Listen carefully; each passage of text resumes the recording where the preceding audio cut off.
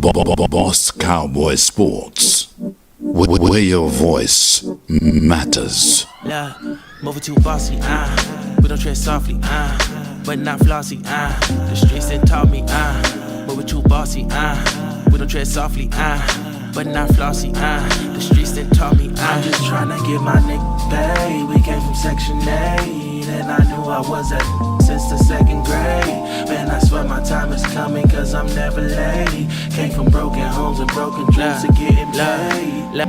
Boss Cowboys. Your voice matters. Your voice matter. Never forget it. I think we all know it. Well, some people know it. So,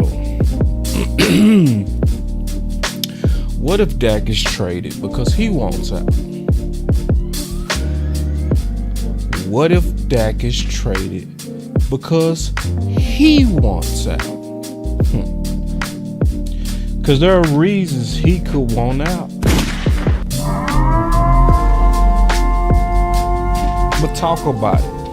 I'm gonna break it all the way down. The question is, do you want answers? Because if you do, this is the right place. But again, make sure you're not one of them. You can't handle the truth. So we gonna give you that juice over here at Boss Cowboy Sports. Sit back, I got you.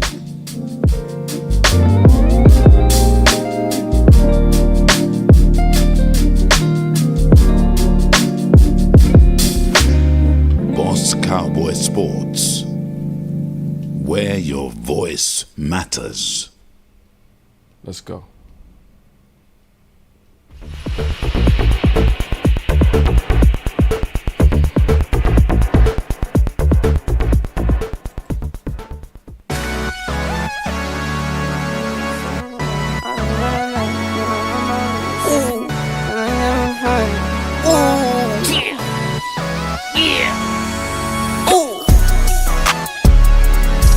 New watch, no diamonds, no watch, good timing, yeah.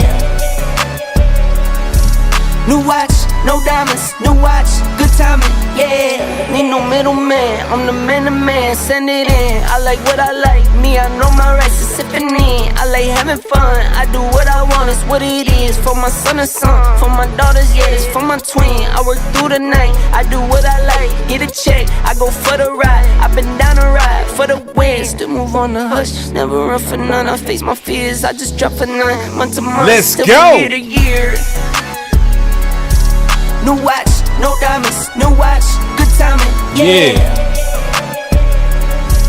New watch, no diamonds, no watch, good timing, yeah. I'm sporty and rich, I'm sporty and rich, I'm sporty and rich. Do it again, again, again. I'm sporty and rich, I'm sporty and rich, I'm sporty and rich. Do it again, again, again. Get some checks, I invest and I spend a check. Spend a check, get it back, then I take a risk. Let's go. Only race is the human, I take care of my skin.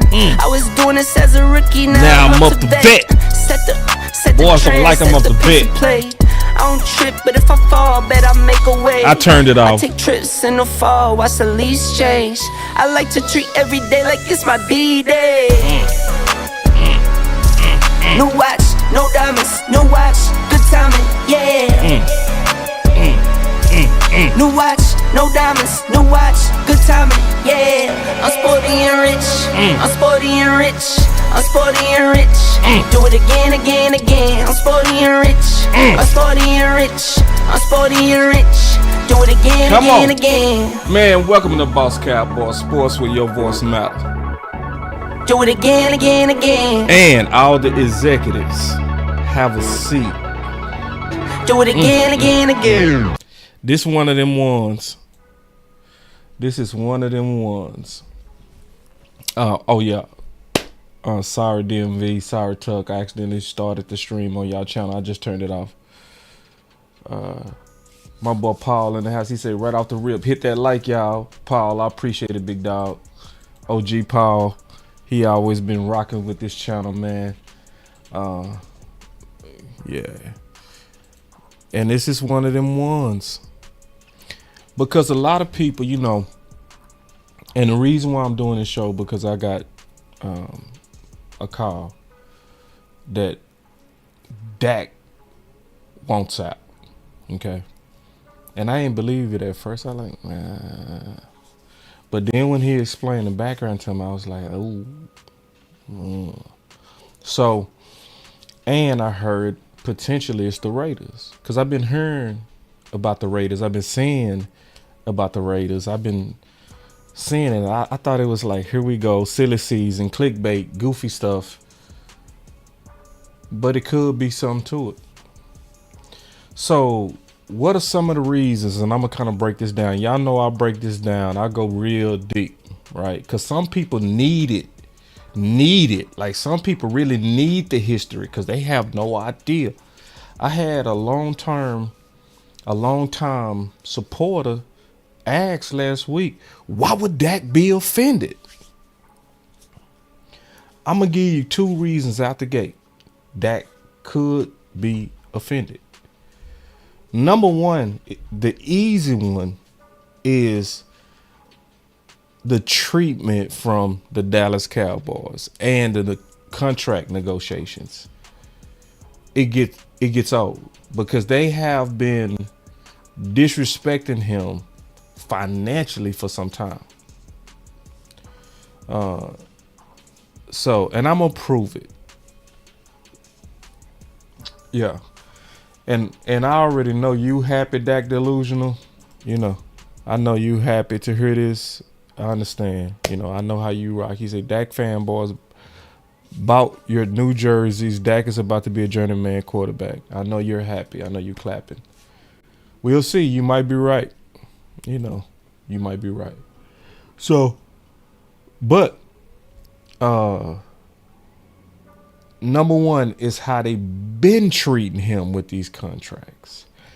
And on top of that, it's the obvious fact that they know better. Okay. So one of the things I'm going to show you, I showed you this before. Okay. I showed y'all this before. Y'all give me 1 second to pull it up. Here it is.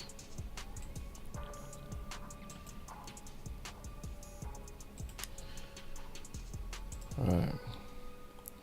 So what we going through, we've been through before. All right. Because even Stephen Jones admitted the first time when they went through that whole roller coaster on the first time Dak was trying to get paid, he admitted it was his mistake. It was his mistake, not Dak. Not Dak being greedy, like a lot of people still say to this day. It was his mistake for prolonging paying Dak. And that will piss you off. Because it's like you know better, but yet you doing it again. You doing it again. So that's the first thing. The second reason why Dak could want out is actually nastier. And I want y'all to hear me out. The second reason Dak could want out is because these latest nasty, grimy rumors, he could look at it like it's coming from them. And if it's not coming from them, he could be just offended that y'all not doing enough to defend me nor my name. Yeah. And at some point, you get tired. You're like, nah, bro. I want that. See, because the one thing about the trade, the contract, he had a no trade clause. But Dak could get up out of here, right? It's just that Dak now has a voice in where he goes. See, because if he didn't have that no trade clause, then he could end up like Amari.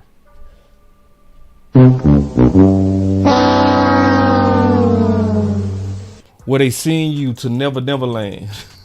I call the Browns Never Land for a 5th rounder. They sent Amari to hell. And you like, nah, that's not gonna be me. Nah. I'm gonna control where I go. Y'all not gonna be trying to save face and send me to a booty team, a bottom team. Nah. I get to, yeah. And the Raiders is very attractive. Very attractive. You look at their weapons, you look at their defense, you look at their new coach. Yeah. So let's kind of break it down real quick. Let's start with some history. Maybe some people forgot, right? But I'm also look at Deshaun Watson, because I think Deshaun Watson should be the model.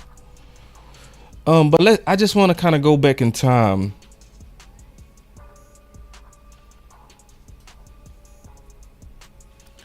Hold on real quick.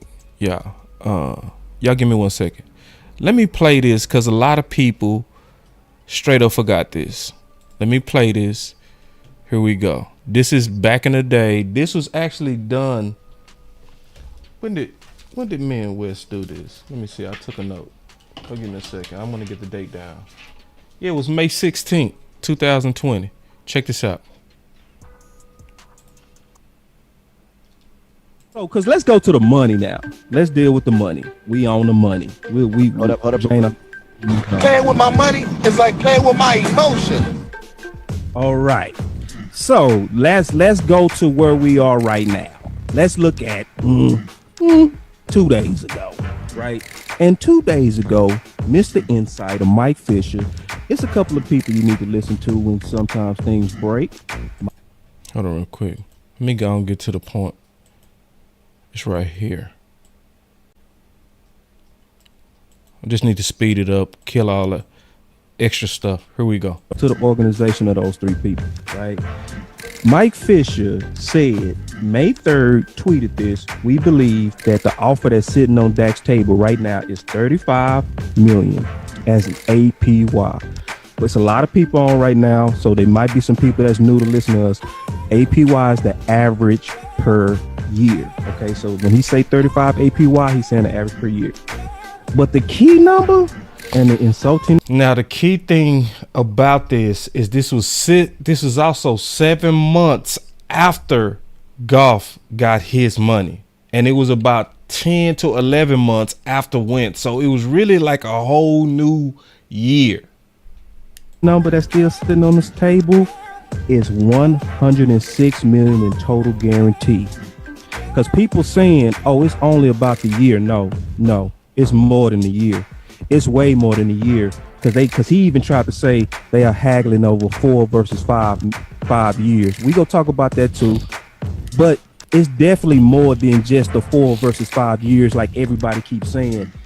If Mike Fisher is correct, and I'm believing he getting this from the horse's mouth, he did say we believe, but he talked to somebody to get a direct number of $35 million on APY and $106 million in total guarantee.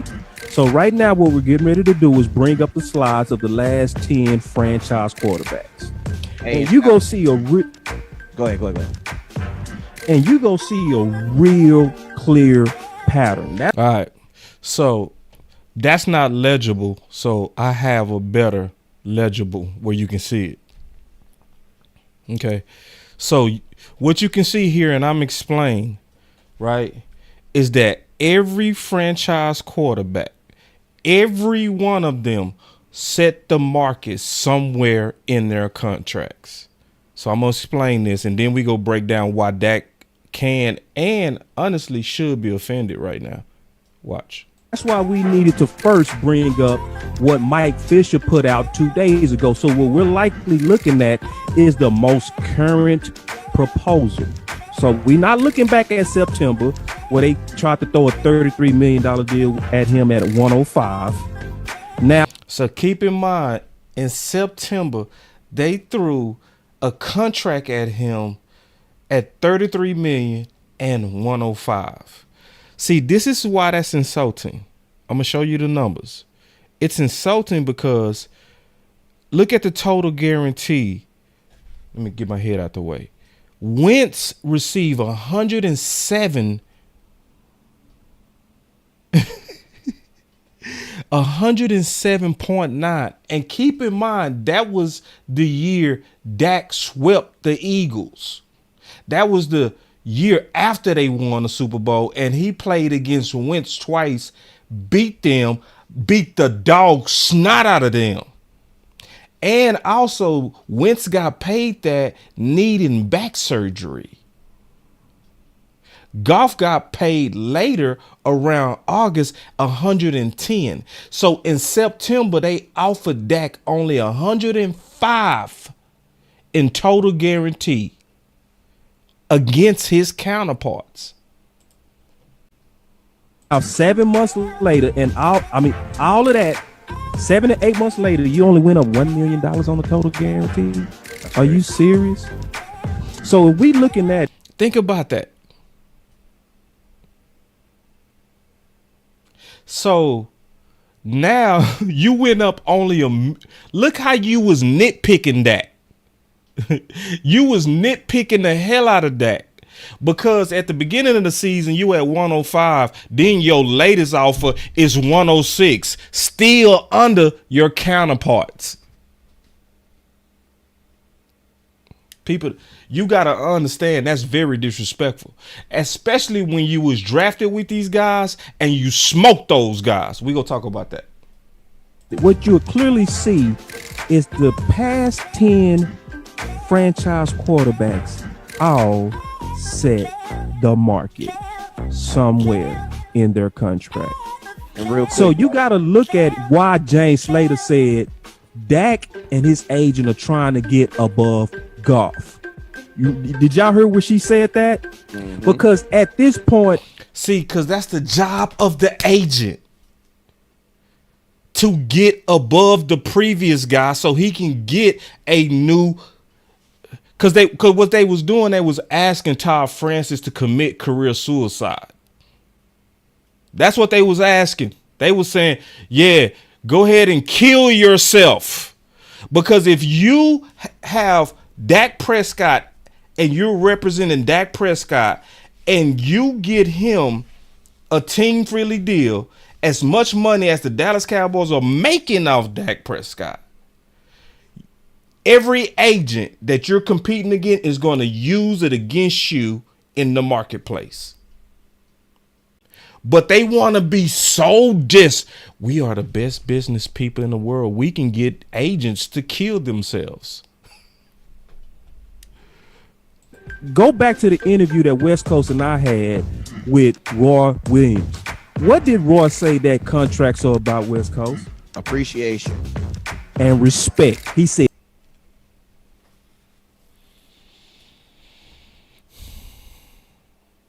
Oh, let me address this.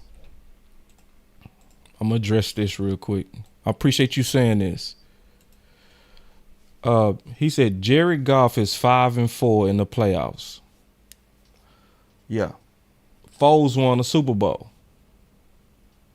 So are we saying because Foles won a Super Bowl that he's a franchise quarterback? Like, at some point, we got to stop giving quarterbacks the team's success. I think the best way to look at this, Richard, I think the most common sense way to look at this is not what the quarterback record is in the playoffs. It's how did that quarterback perform in each playoff game? Because it was also somebody that has a very, very, very good playoff history. You know who it is? Garoppolo. If you go look at Jimmy Garoppolo and his playoff record, it is outstanding. But if you go actually look at what he did in them playoffs, it is womp womp trash.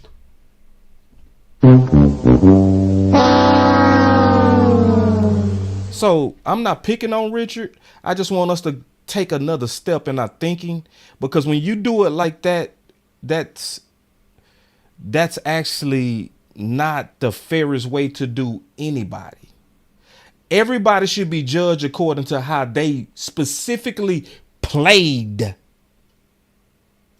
in the playoffs, not their record. That's a very, honestly, cheap way to go about it. Like my boy Chris said, context matter. I respect your voice. I just want to acknowledge your thought on what I think is an error, but I still respect it. Two things. So at this point, he's basically feeling like at some point y'all gotta show me more respect than the guys that I was drafted with. It's disrespectful at this point for me to watch a guy who never had my durability golf. All right, hold on. He said, look, I get your point, but there's something to be said when you look at dollars and wins. Yeah, if you want to look at it elementary like that, go ahead. If that's just where you want to stop, how many wins? Okay, you know who else we can do that with? You know who else we can do that with? Matthew Stafford. If you go look at his record when he was in Detroit, he had the worst by miles record against winning teams. But then all of a sudden you change his environment and that same quarterback wins you a Super Bowl. So was it him or was it the environment?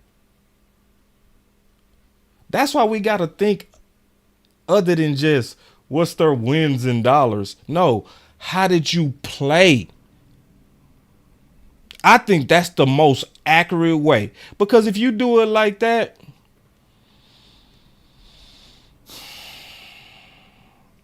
you go skip some important details, some very important details. So I think that's just a kind of, I think it just, we all need to go a higher dimension than just what's his wins in the playoffs. Because I already did this before. Because I want to address this because I know some other people go be thinking like this. I did this before. I went line by line and said, let's break down how Dak played in each one of these playoff games. And when we broke it down, most people said at worst, he played 4-3 in terms of good games versus average to bad games. Okay.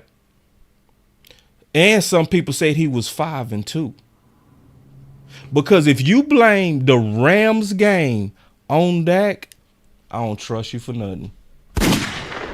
Not when they got 300 yards on the ground and that defense couldn't stop a nosebleed. No, that had nothing to do with that. Because if you go look at Dak versus Goff in that Rams game in 2018, Dak did his job. He did everything he's supposed to do. It's just you also need the other part of the team to do their job. But if the defense let him all the way down, that elementary form of thinking is going to go right at the quarterback who don't deserve it. Now, if you want to blame him versus San Fran, cool. That's fine. I ain't going to fight you on that. You got it. But I also want you to look at the context and keep in mind, you're not dealing with a scrub defense. You dealing with the number 1 or number 2 defense the last 2 times Dak played them. So he wasn't playing no chumps. So it's the overall context, in my opinion, that people should be looking at.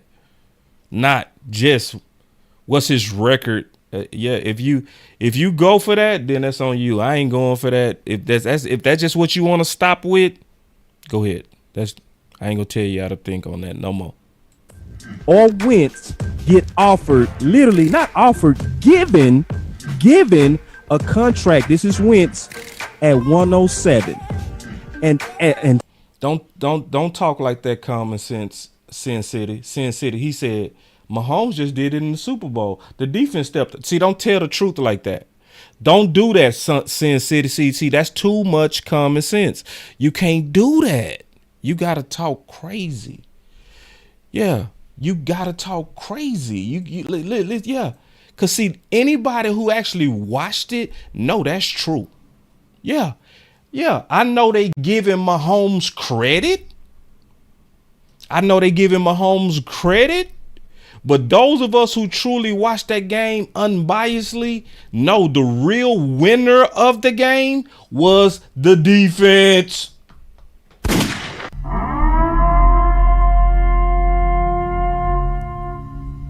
But that old saying is always true, and it's going to always be true for most fans. Most fans give quarterbacks too much blame, and they also give them too much credit. Very few people are balanced in their analysis. It's kind of very lazy. Just very lazy. But I don't think like that. And I definitely don't want people to think like that, because then you go get bamboozled and you'll be Detroit goofy self running off Matt Stafford and then watch him win a Super Bowl. You're goofy because because what if Detroit was over there? Look at Matthew Stafford and he can't win versus winning teams. Look, he can't get it done like we do. Well, y'all just watched him go win one with the Rams. Total guarantee. 107, right? That's Wentz. And he was paid that needing his back was hurt when he got that. So he was already had question marks on his durability, and he got 107 total guaranteed. Then you looking at the graph right now.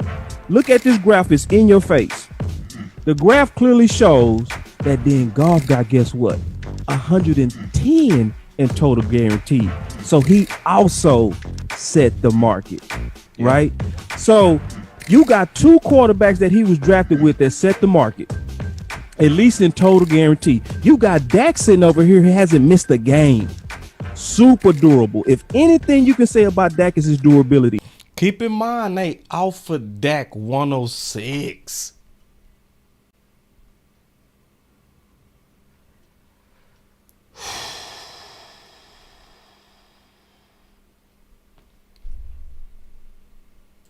He deserves to get an offer that's showing respect by giving him an offer that's above, who did James Slater say? Goff.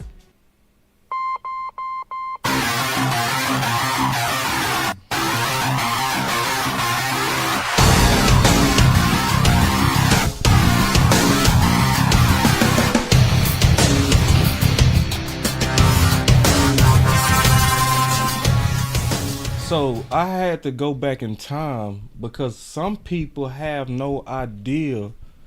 They just have no idea why would Dak want out. Yeah, Dak will want out because he keep getting disrespected. And they doing it, and remember, he admitted, I messed up. This is not my words. This is his words. We should have paid him the first time. We should not have kept giving him offers under market.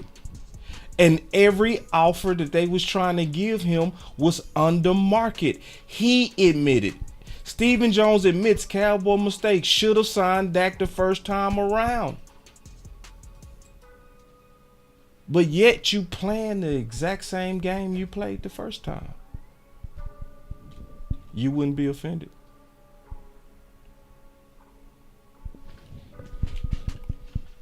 Yeah.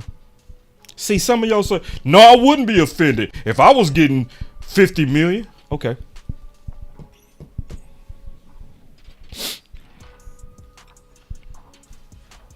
The way that I explain this, and I'm gonna just be honest with everybody, when you think of it like that, that's thinking finite. That's not really thinking that's not even thinking real based on your current job at all. That's not thinking real. So let's say if you're a police officer. If you're a police officer and you getting, let's say, $50,000 a year, and you the police officer of the year, and your resume way better than your counterparts, and you look and you find out that they getting $60,000 a year, you gonna be upset. I'm gonna open the lines. Yeah, you will be upset because it's not about the money. It's about how you treat me compared to my counterparts. And see, a lot of people not putting that together. Yeah. My boy Tyrone Church said, I want fans to negotiate for minimum wage. Right. You gonna let your employers come to you and be like, yeah, we think you pay too much. We gonna move you down to minimum wage. Oh, you would care. You would care. Yeah. But even that, it's more so you not gonna treat me different than other people are treated, period. See, because people got to also keep in mind, this was their comparison when Dallas was doing that. Now, keep in mind, Dak was drafted with these guys. Dak was drafted with these guys. Wentz over there with a broke back. Dak swept him. And they gave Wentz 107.9 guaranteed. But you go offer me, and at that time, Dak was completely durable. This was before he broke his ankle. I'm completely durable. Smoking them dudes I was drafted with. And you go steadily and offer me less over and over. And then you know what a lot of people forgot? Wentz and Goff was paid in year 3. They made Dak play out his contract through year 4. While Dak was making on average $600,000. He got bonuses based on his play. But Dak was the best value. And when it's time to reward me, you go now tell the world I still see you less than Wentz and Goff.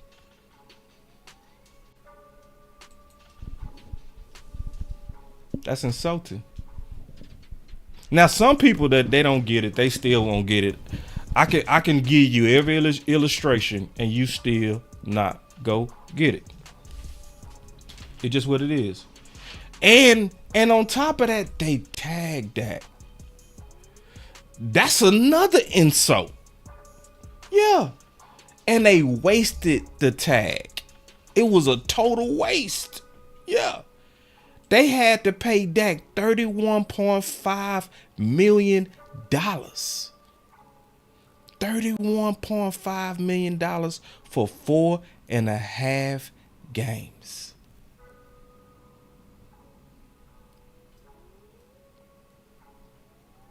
You can't see where that's insulting? And this is the craziest thing about what Dak was doing. In that 4.5 games, he was smoking everybody. Despite missing the last 4 games, this was by week 9. Dak Prescott still had way more yards than Kurt, Baker, Lamar, Cam. And they was the leaders in yards. Yeah, they were. And Dak, even after 4 games, they up to game 8. He stopped playing. Remember, he got injured in the second quarter. So they saying 5 games, but that ain't correct. It was really like 4.5. And in 4.5 games, he still had way more yards than they did in 8 games. And they were the leaders.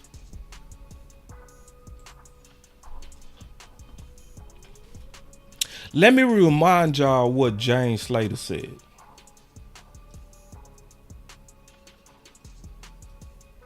Okay, I like this. Okay, yeah.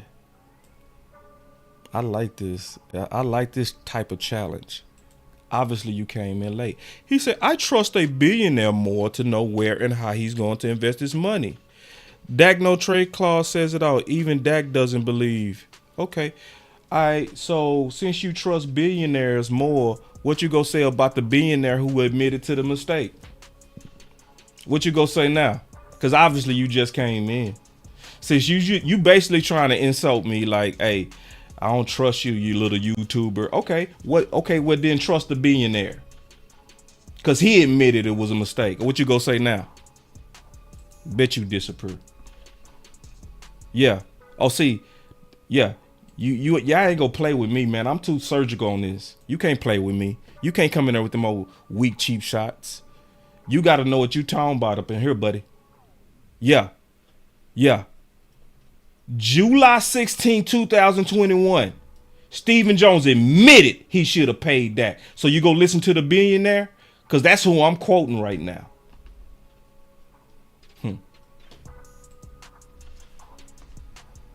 You can't handle the truth. So, yeah. Trust the billionaire because he admitted it. Boy, y'all can't play with me, bruh. Don't play with somebody else, man. You want answers? I'm trying to give it to you. But if you, and see, that's the problem right there. You get them type people. I trust the billionaire. Yeah, because as long as they got billions, we just turn our brains off. We just.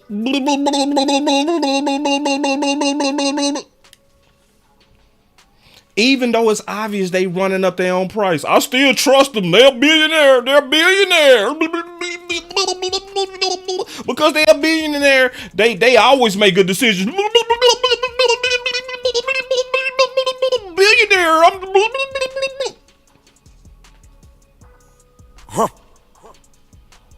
Gotta think. I'm sorry, man. It's what it is. We think over here, man. So, all right, let me get back to this evidence. And see, y'all should appreciate this.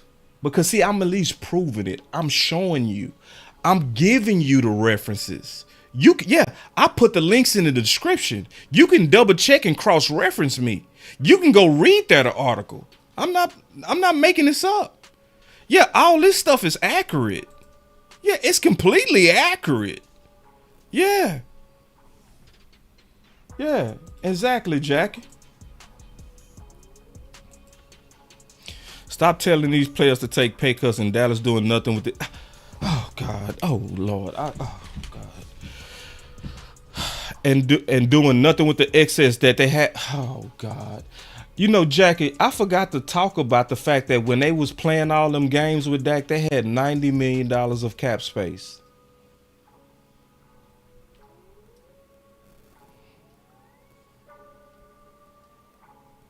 And they wasted $31.5 million on 4.5 games. But he a billionaire. That's smart anyway. Billionaires don't make mistakes. I don't see how anybody can't understand that paying $31.5 million cash for 4.5 games, even the dumbest person got to admit that was a mistake. They're billionaires. They don't make mistakes. Now, see, when people trying to tell you the truth, don't fight us. Because I want you free. I don't want you running around like, hey, they're a billionaire. Hey. Nah. Billionaires do a lot of stuff. They make a lot of mistakes, man. Just what it is. When they get it right, I say it. But in how they handled Dak the first time and now, it's goofy. It is. And why you doing what you admitted was your biggest mistake? All right. Like, do y'all know what biggest mean? Huh? Your worst mistake, right? Yeah. Yeah. When you admit that's my biggest mistake, yeah, that means you shouldn't repeat it again. Let me ask you, Mr. I trust billionaires. What's the definition of insanity? What's the definition of insanity?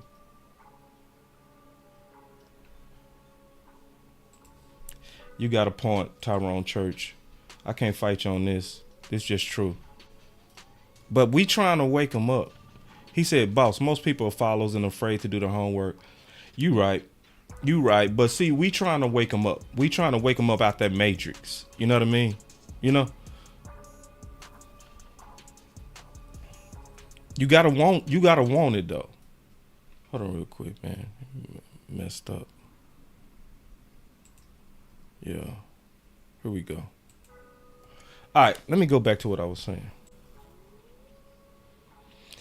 Listen to James Slater, man. This is James Slater around that time.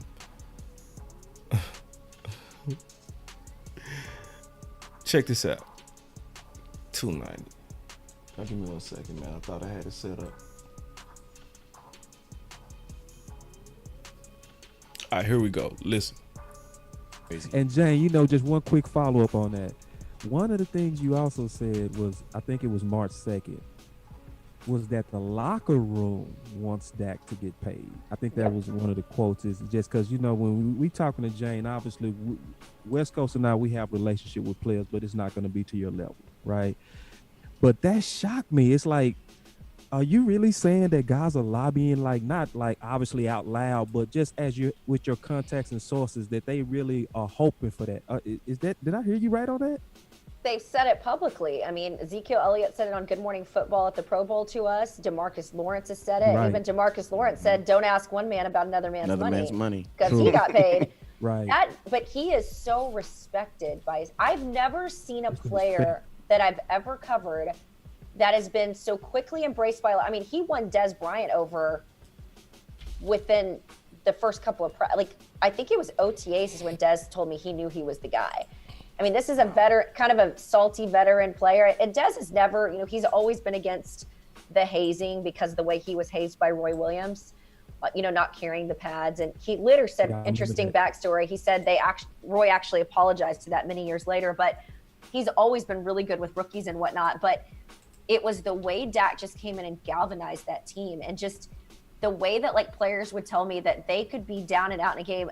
The knock on Tony Romo for a long time was, how was he going to lose the game in the fourth quarter? And I saw this team when they went 13-3 as rookie season, right. They believed they could win no matter what the situation was, and even the last couple of years. And so isn't that the type of guy you can't replace those? And then he had over 4,000 yards throwing. He became a throwing quarterback for you when you thought that he was only a guy that could run the ball for you. That was more of the Mississippi State guy that we were used to. So I'm like, what other boxes are you guys looking to check? I don't really get it. Now, I'm going back in time because this has something to do with why would Dak be offended right now? It's because you doing it again. It's not just that you did it the first time, we doing it again. We over here like we still got to check boxes, even though we done already checked all these boxes. See, all these games we've seen right now, we've seen before. All right. So do y'all remember the first time we tried to play any quarterback can do what Dak is doing? Y'all remember the first time we played that goofy game? And we had people like this guy? This was after Dak went down. It's the Dalton Show now.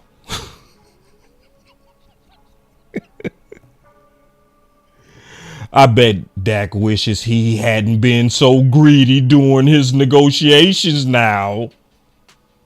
I do wish him the best, but I also believe this team would be better off at least the rest of the season without Dak. Oh my God.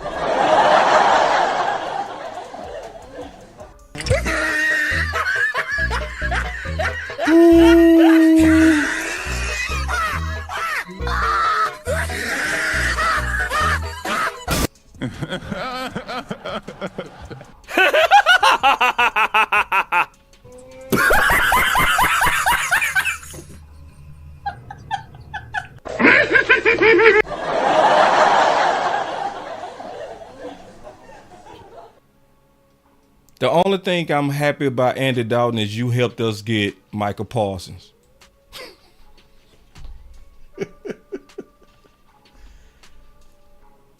We already played that game. We playing it again. We already know the production. But yet we go run the same play over again? Let me go pull up them dudes' production real quick. Y'all give me a second, man. I should have had this already. But let me go pull this up, bro. Cause this like at some point it gotta be like, bro, we already know how this gonna turn out. Like, what we doing? Hold on quick. Let me go pull up these numbers. Hold on.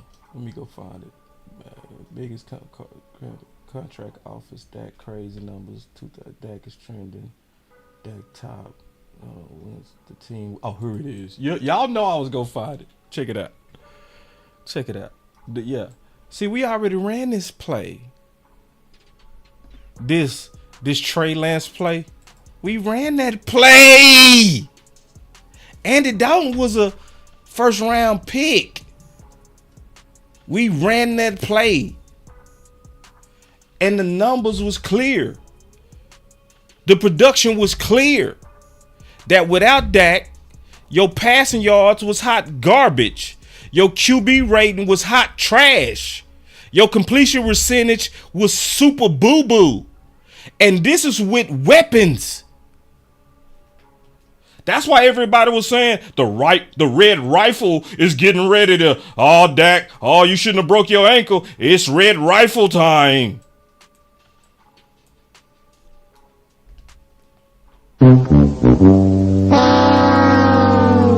We saw this game. So what we playing? What we doing? This is what got Dak paid the first time. God dog. Yeah, we know how this turns out. We ran this play and we fumbled.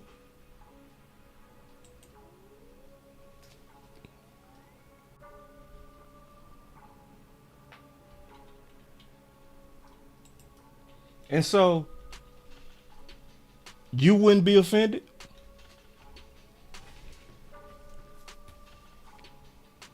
And let me ask you a question. I'm going to just ask you a question.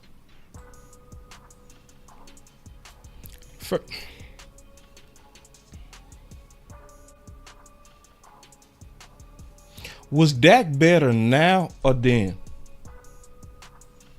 Oh my God, Jack.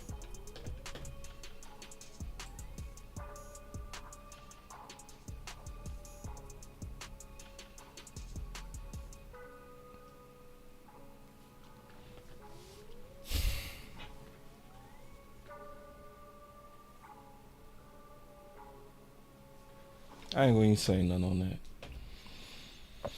Is Dak better now or then?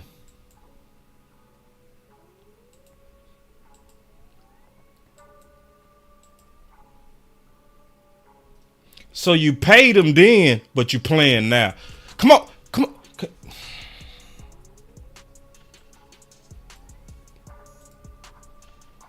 Can I say that one more time? In case I might not be a billionaire to be able to use my common sense. I don't see one person saying he was better than. Yeah. Can somebody help me just use my common sense? I'm not a billionaire, so my brain might be kind of off right now. But it looked like everybody else that's using their common sense would all say that Dak is better now. So if you admitted that you made a mistake by not paying them then, why you playing with me? Let's just read all the comments. Now. Why you playing with me, man? He shouldn't be mad. Because I'm just trying to help y'all understand the human factor of these contracts. My boy Perry say way better now. Do we complain about Dak using his legs now?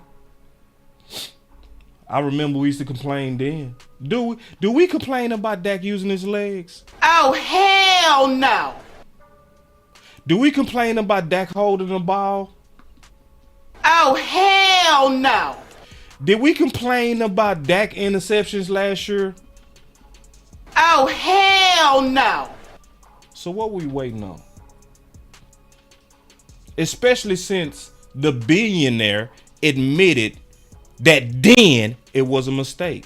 Well, he better now. What we doing?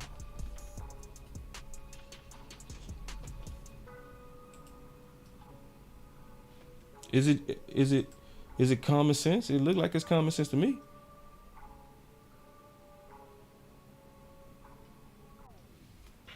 Yeah. All right, anyway.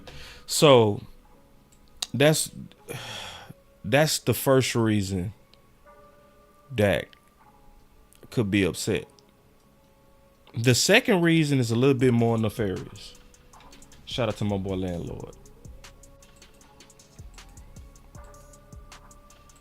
It's those trash rumors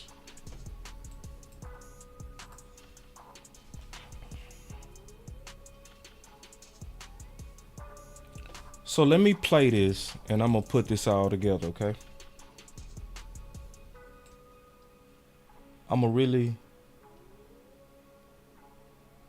It's gonna make sense. All right. So y'all stay with me. It's gonna really make sense. Watch this.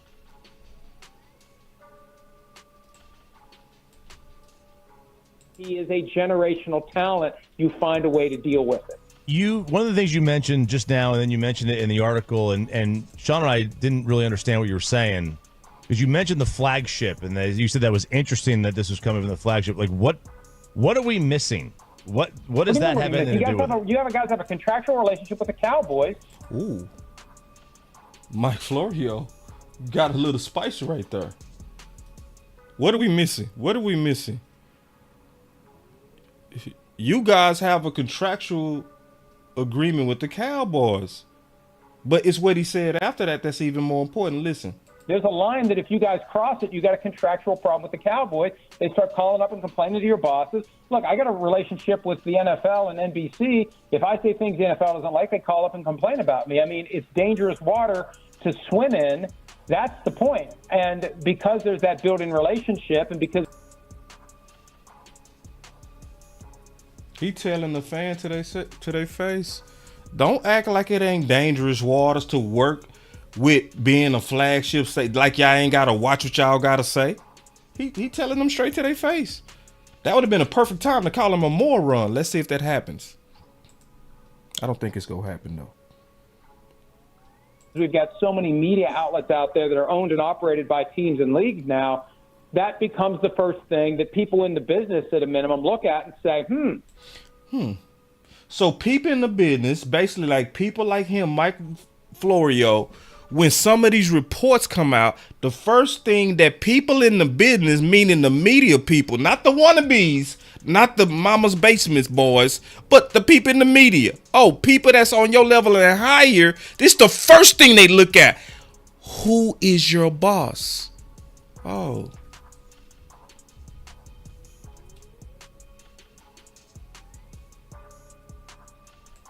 this isn't some, independent, completely and totally free from any potential influence from the Cowboys. Did you hear that? Do I need to rewind that? Because some people want us to be billionaires. The smart people want us to be independent. Because what he basically just did is showed that there's advantages to being us. Completely independent. Cowboys, there's a line that if you guys cross it, you got a contractual problem with the Cowboys. They start calling up and complaining to your bosses. Look, I got a relationship with the NFL and NBC. If I say things the NFL doesn't like, they call up and complain about me. I mean, it's dangerous water to swim in. That's the point. And because there's that built-in relationship, and because we've got so many media outlets out there that are owned and operated by teams and leagues now, that becomes the first thing that people in the business at a minimum look at and say, this isn't some, independent, completely and totally free from any potential influence from the Cowboys media outlets saying this. This is somebody where there are tentacles from Frisco that are... Tentacles from Frisco.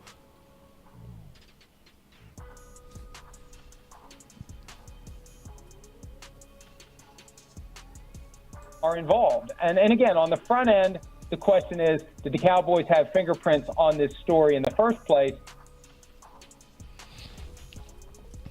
That would have been a perfect time to call him a moron. Right there to his face. Let's see if it happens. And then on the back end, it is, what have the Cowboys done to try to take some steam out of this because it has that extra piece of legitimacy? So, because of it coming from a flagship, it gives it an extra legitimacy.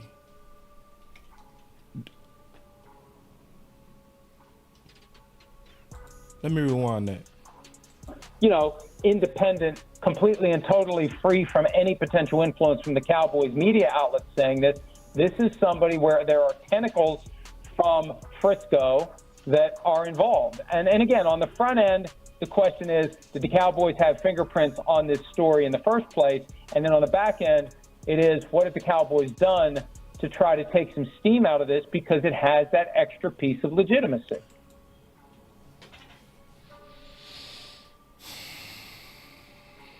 That last part is the most important part of me explaining why Dak Prescott could want out.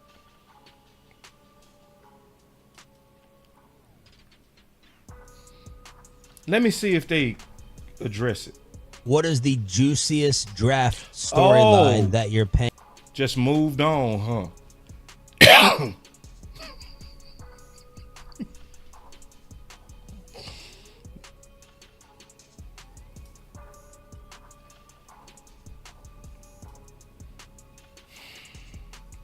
So when we came out and we was like,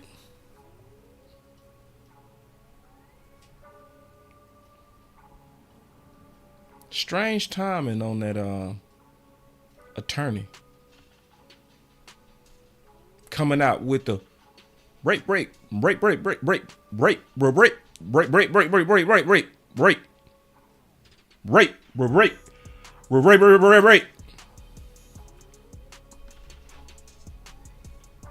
morons. Oh, okay. Now he said it to your face. Change the subject. See, and I still agree with Mike Fleury.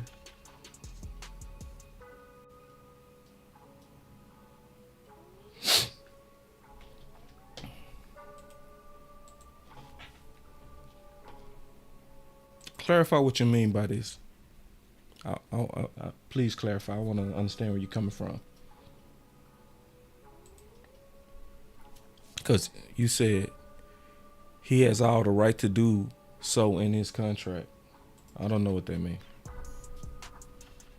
But this is one of those things to where perception could be reality. To that. It could be totally false. It could be absolutely false that Jerry and Steven used the fan as leverage during this contract time. It could be, yeah, and I mean that. We have to leave room for it not to be the case that Jerry and Steven are meddling through the fan. It's the fair thing to do, especially when you don't know that for certain. But it's also just as fair to ask the question. And it's also more than right to ask, why didn't y'all come out strong?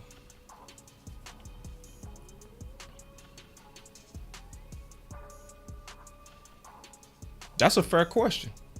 He say all the media people do it. They look at the source. That's what he said. They look at the tentacles. So they can look at the tentacles that the Frisco has a tie to this radio station, but we can't.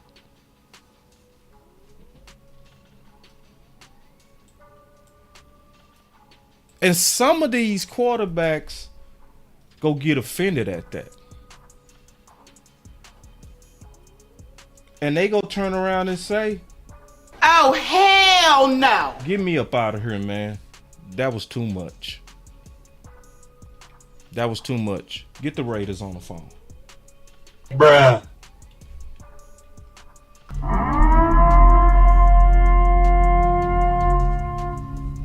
Does this happen?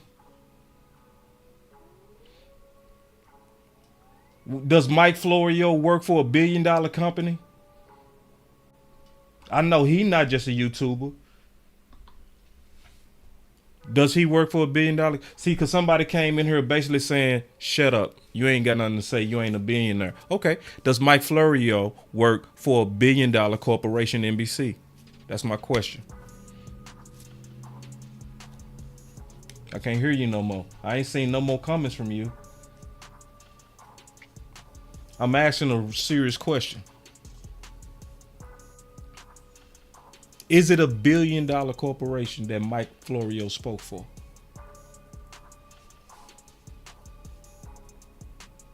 To the source. And said, what do you mean? Told them to their face, don't act like you don't know what I'm talking about. What do you mean?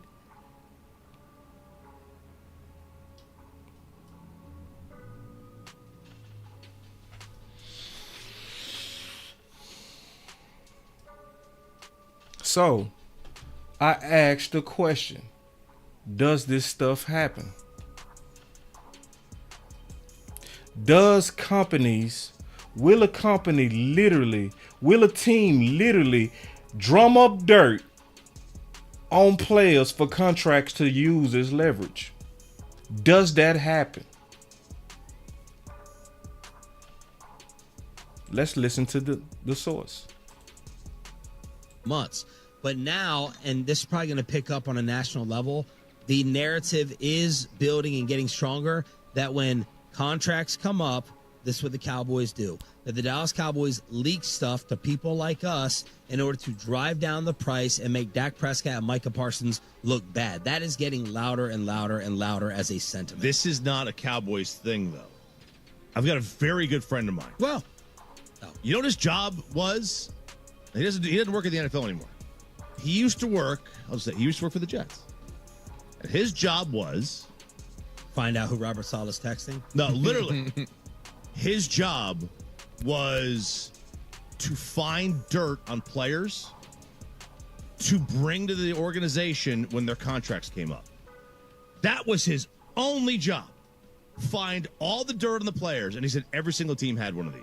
Every single team had a counterpart, and I would call the other counterparts to find out if they knew any dirt on my players. So that sounds like you are buying.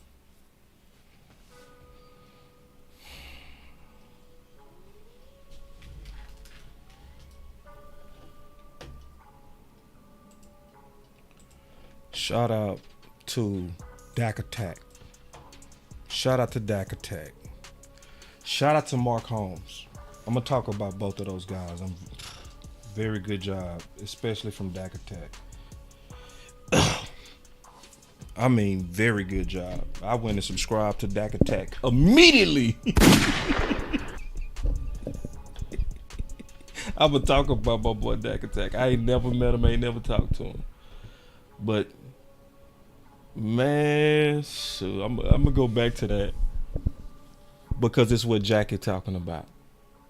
That Dak Attack did massive research on.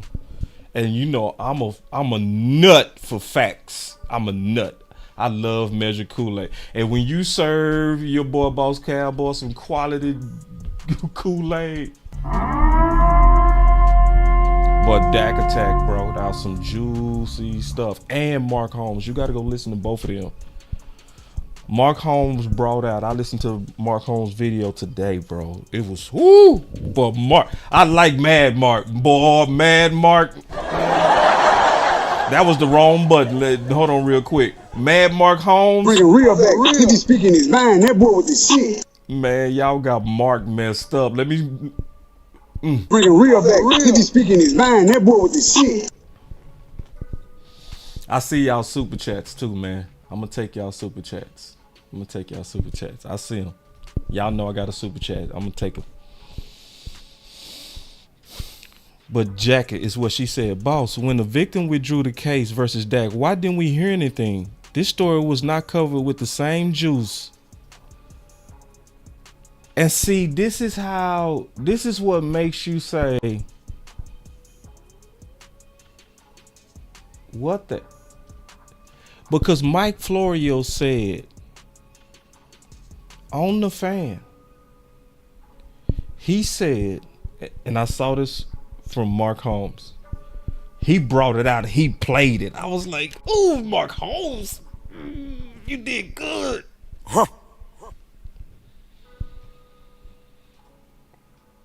He said, Mike Florio said the number one story going into free agency and the no tampering period was the story of the accuser of Dak Prescott. The number one story. So when something is measurably the number one story, you keep running that story as that story evolves.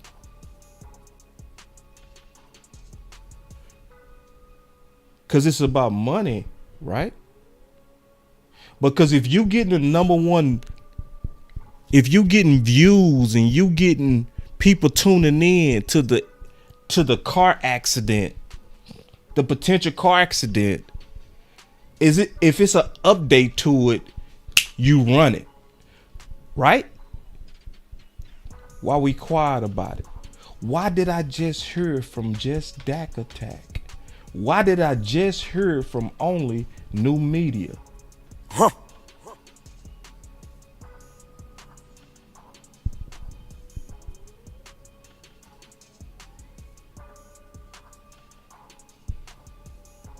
I'm asking a real question.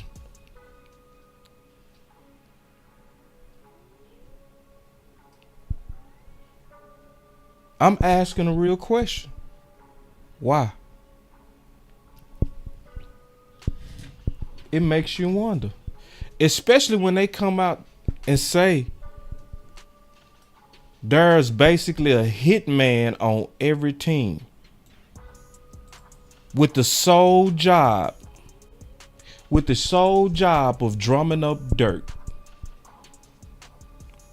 when it's contract time.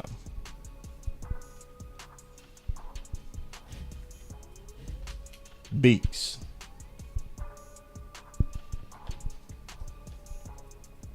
Does that happen? Let's look at some situations real quick. Y'all remember Deshaun Watson? Obviously, everybody remembers that. So it was a time to where Deshaun Watson was lobbying to get out of the Houston Texans. Right? January 28, 2021. Deshaun Watson hasn't spoken to the new Texans general manager Nick Sirianni, nor executive Jack Easterbay, I think it is, or Easterby, I don't know. I'm probably butchering it. Watson is moving on and waiting to see where the NFL future takes him, because Deshaun officially has requested a trade from the Houston Texans per league sources. That's January 28, 2021. Then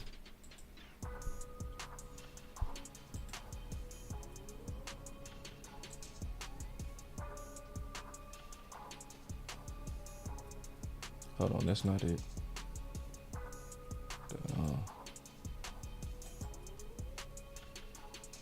Then you go say, wow,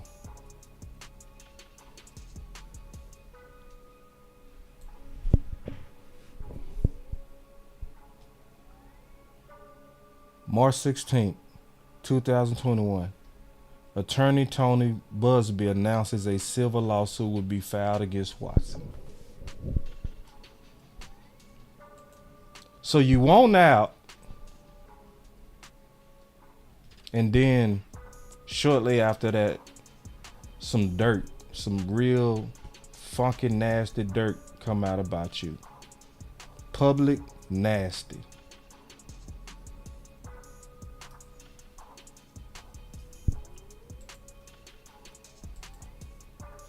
But this part is not discussed as much.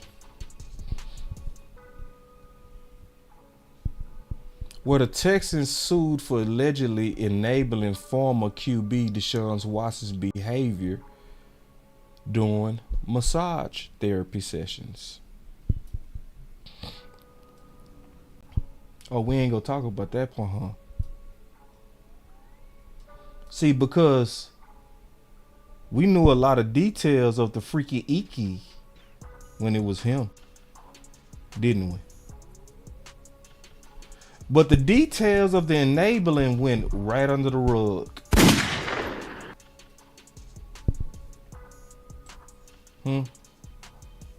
Yeah. The lawsuit filed on Monday in Harris County, Texas, accuses the team of being aware of Watson's alleged behavior during massage therapy sessions, and that individual within the Texas organization knew and should have known of Watson's conduct.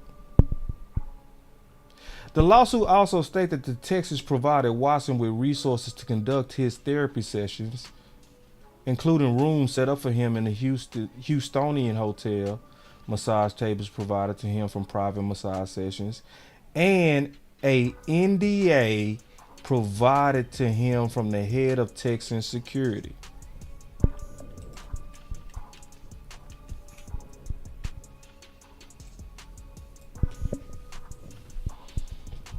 Boy, I swear, man, these NFL, they have the best luck, don't they? Just when it's a contract dispute, they, for some reason, the icky comes out like in perfect timing. Oh, hell no. A lot of people don't even know about that. I guarantee you know about Deshaun Watson liking the icky and the freaky. I bet you know all them details, don't you? Just like it was somebody saying, rape.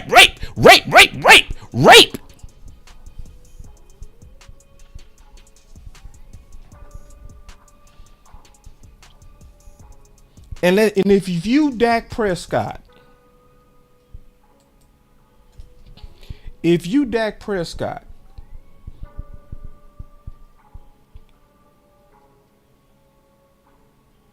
you're not gonna consider that.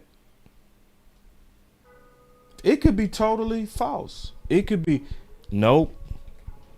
We did not put no beaks on you. But how can you know the details of what happened to Watson and not say, could that be happening to me?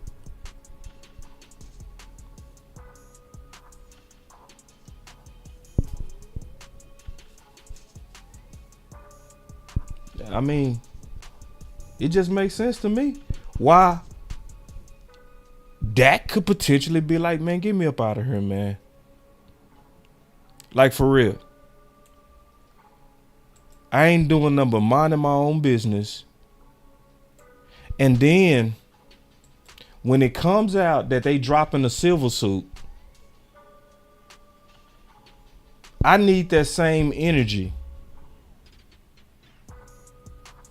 I'm not seeing that same energy. Where's that energy? Because it was a lot of energy when he was accused, but now that is going away. It's just going away quietly. Similar to the story of the Houston Texans providing NDAs. If you don't know what an NDA is, that's a non-disclosure. Basically, they saying, if you like getting these freaking massages, make sure you have them sign one of these where they can't talk about it. The Texans provided that to Watson.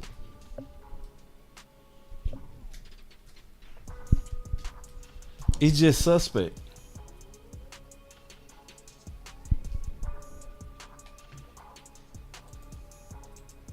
Hold on real quick. Who you talking about, bro? You talking about me?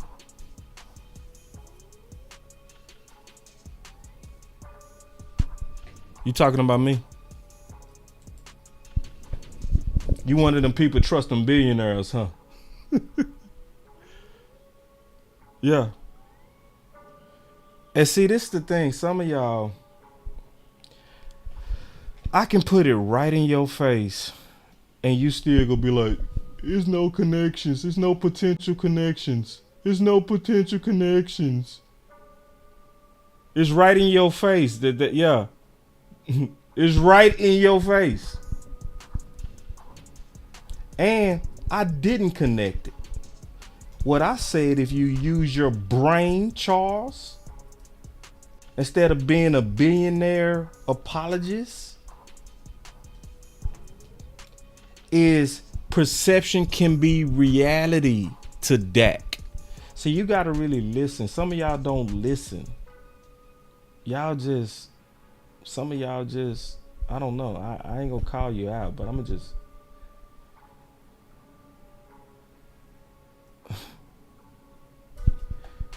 It could be that. Yeah, some people don't have the brain capacity. That is true.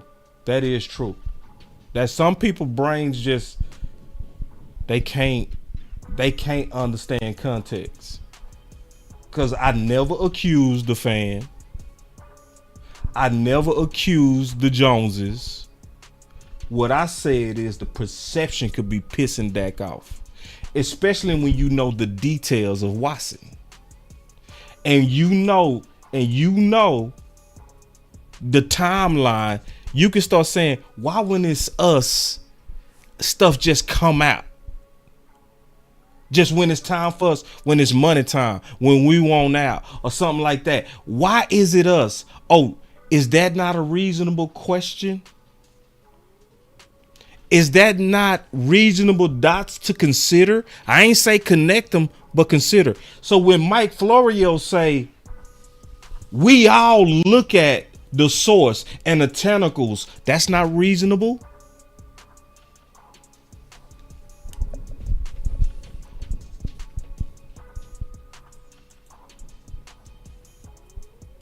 And that could be the reason why Dak could, and I've been want up out. Because what I really heard, I'm telling you, I heard this from a very good source. I said, man, Dak want out. And there is sometimes where you get tired, man. I'm just being honest. Sometimes you get, see, because listen, man, it's a lot of rich people think just because they paid you that you good. They think the money solves it all. But the money don't solve it all. Yeah, Marcus. Like, I don't want to call them out like that, but I do consider it. Because at least I'm showing you the sources. I'm showing you the evidence. I can see if I just said it and didn't show you. I showed you the timelines. I showed you the NDAs and all that kind of stuff and put the appropriate term on there and called it alleged. And if I remember, I think the Texans settled.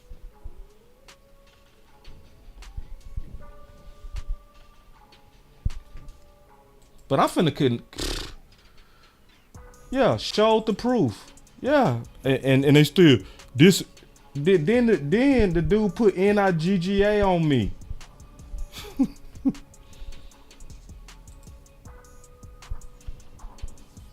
It be your own people sometime, man.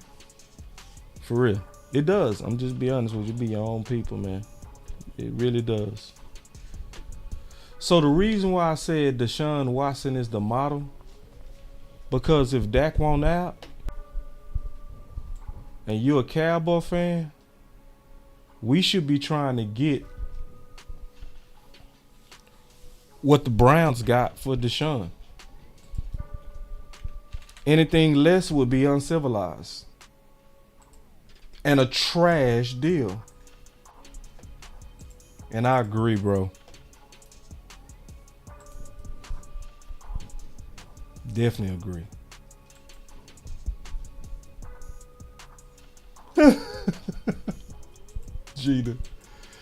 Gina. She said,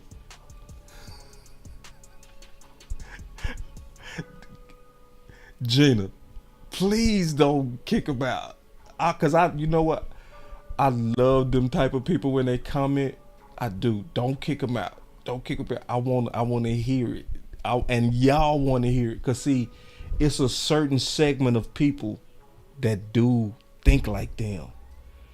If y'all mute them, y'all don't give me a chance to address that toxic thinking. You know what I mean? So I know y'all shooters. Oh, I love my shooters. Everybody around me shooters. Ain't no telling who was shooting. Don't shoot them too fast, especially if I'm going back and forth with them. For real. But Gina smoked them. Everybody around me shooters. Ain't no telling who was shooting. I love y'all, man. But I told y'all this was gonna be a real one, man. So, what did they get for Deshaun Watson?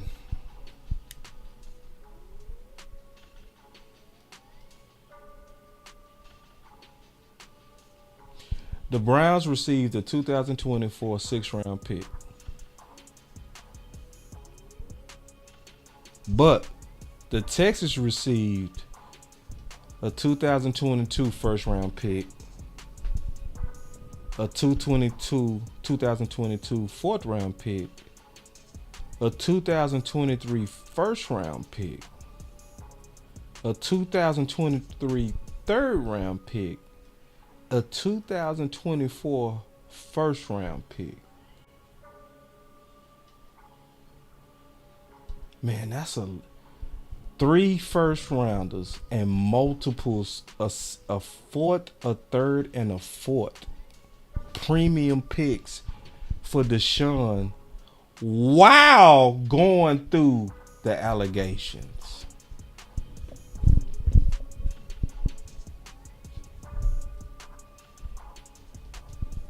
So you know me, I go look at the Raiders. Raiders, what you got over there? All right. I'm like, man, cause y'all gonna have to give up a boatload for Dak. For real. We need a boatload.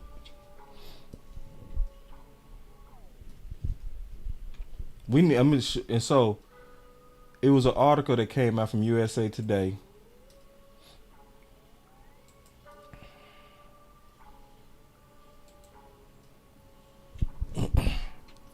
Katie Drummond, and he talked about the potential proposal of what the trade parameters could be. And I'm gonna be honest, this is not enough. So he did a good job though. This is a very good article. He said Cowboys send QB Dak Prescott to the Raiders in exchange for QB Aiden O'Connell. They get this year's pick 13, this year's pick 44, this year's pick 112.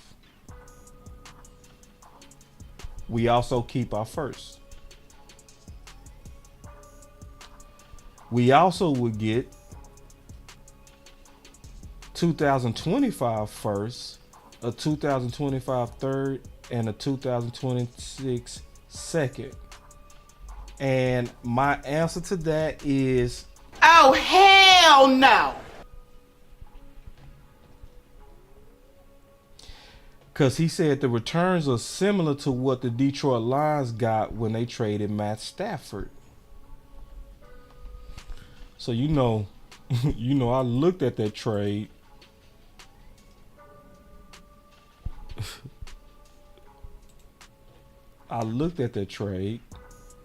And when you look at that trade, man, that what they offering It's not what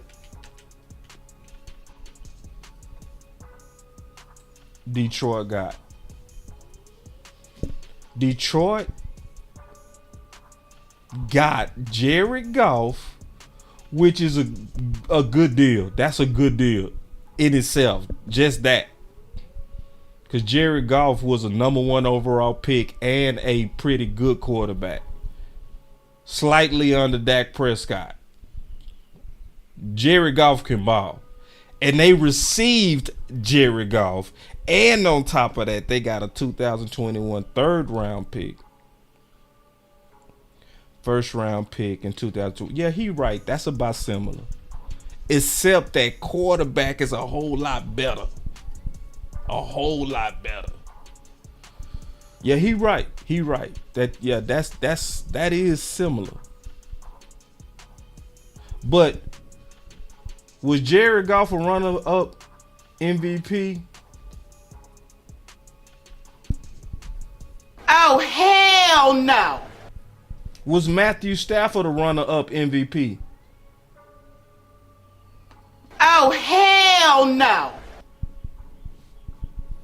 You gotta come with more than that, in my opinion. You don't give away Dak for 2 firsts. When you watch Deshaun Watson go for all of that while going through the alleged allegations, that would be a horrible deal, in my opinion. I'm just keeping it all the way real. I would hate that deal. 2 firsts for Dak?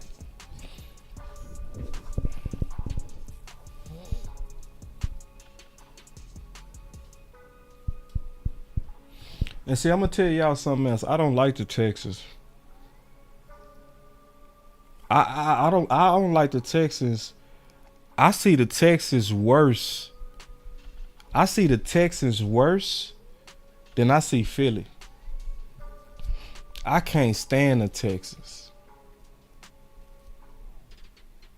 The Texans have some suspect backgrounds, especially when it comes to race.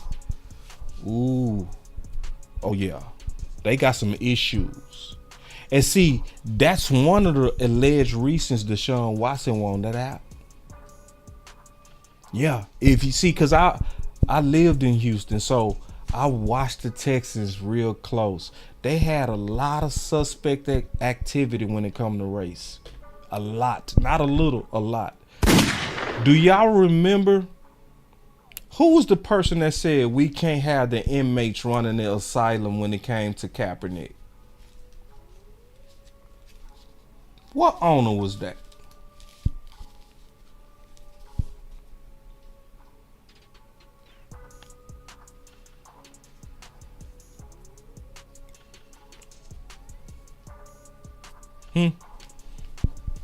That was Bob. The late Bob McNair. It was the Texans owner.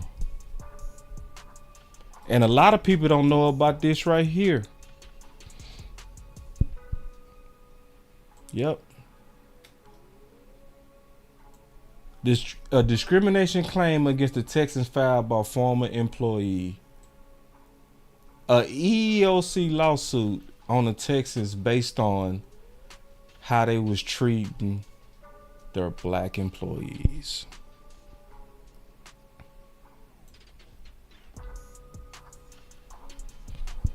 Yep. And see, even before all that stuff coming out, I was noticing it. I'm keeping it real. I'm keeping it real.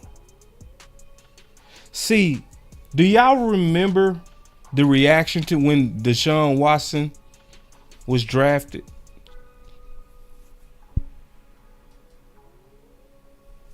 Hold on real quick. You want answers? You can't handle the truth.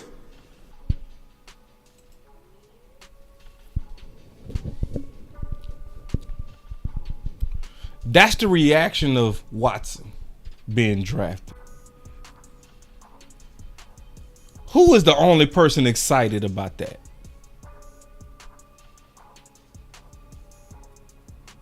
Huh? Rick Smith. Yep. And see, it's not just that pick that was suspect. I noticed something because I used to go to war with them Texans in Facebook groups, and I noticed it immediately. This is what I said. This was after the Deshaun Watson pick. I said no color in that room at all. Shake my head. April 27, 2019. This was before they start coming out with them allegations of discrimination. Because you start, listen, I lived in Houston. There's absolutely no place in Houston that should be that white with that many men. Not with the demographic of Houston.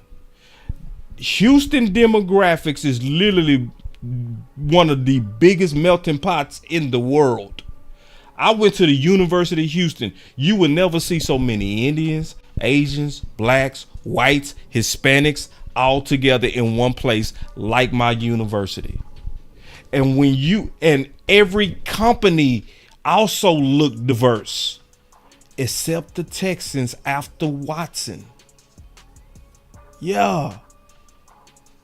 I looked at it. It was like, wait, hold on.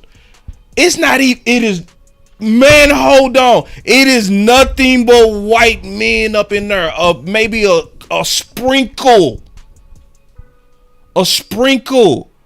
But, yeah. Yeah. And that was after Watson. And then y'all better peep. Did y'all peep how Watson was really treated before he took off? I did. You know what they was doing? They was treating Savage like a franchise quarterback who only started 4 games in his career. And they was treating a top 12 pick like he had to unseat a career backup. It was as if they never ever really wanted Watson. Or did you not want color in your franchise quarterback? It just makes you question. Especially when you see after that, then EEOC lawsuits and all that kind of stuff. And then you say, nah, it makes sense. Because I knew I wasn't crazy. I'm like, nah, I lived in Houston, bro. It is literally no company that should ever be that white with that many men. No. It's just based on the demographics of the city. You're supposed to have some type of diversity just based on the talent in the city. What we doing with nothing but white decision makers? It looked like you wanted it that way.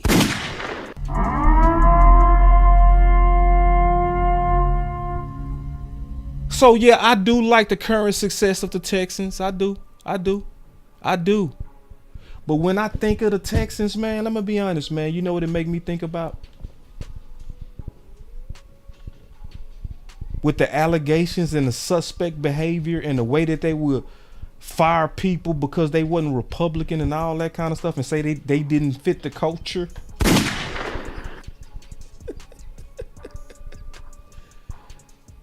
It make me think about those days when blacks and certain colleges didn't want integration on a team.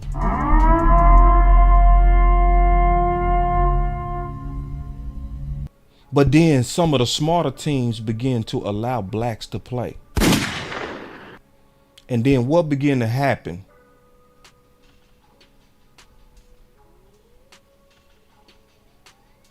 Them teams who want to stay with that racism and stay with that bigotry begin to get dog walked. Bruh. So some of the worst racist teams had to integrate, and they began to be blessed by it. Especially these Southern teams. I remember Ole Miss flag. Go look at them old tapes of Ole Miss and see what flag they waving for their university. You will see a Confederate flag on it. Oh man, my boy say.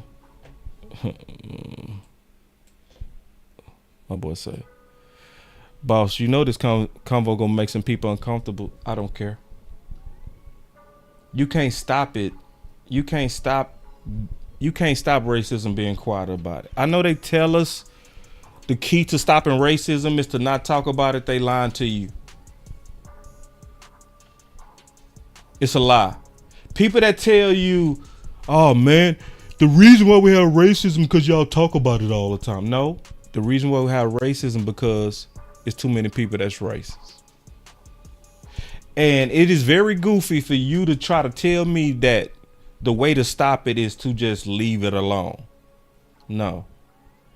All you got to do is listen to Christopher Wray, the head of the FBI. And guess what Christopher Wray said as the head of the FBI? He said the biggest threat to this country is not from outsiders. You know what he said? It is from within, domestic terrorism. White nationalists. Yep. So why would I be afraid to have this conversation when it's a group that hate my people, that's willing to kill my people, that's the biggest growing threat, but we ain't supposed to have this conversation?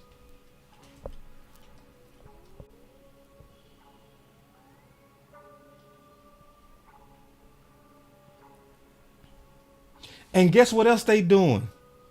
They infiltrating our police forces. So if these domestic terrorists are infiltrating our police forces, who are they going to target? Are they going to target your white brothers? Nope. They safe. So when one of those domestic terrorists in a police uniform pull over white Bobby, you know what they gonna say? Go ahead, sir. I'm gonna give you a warning. But let them pull you over. Let them pull over your kid.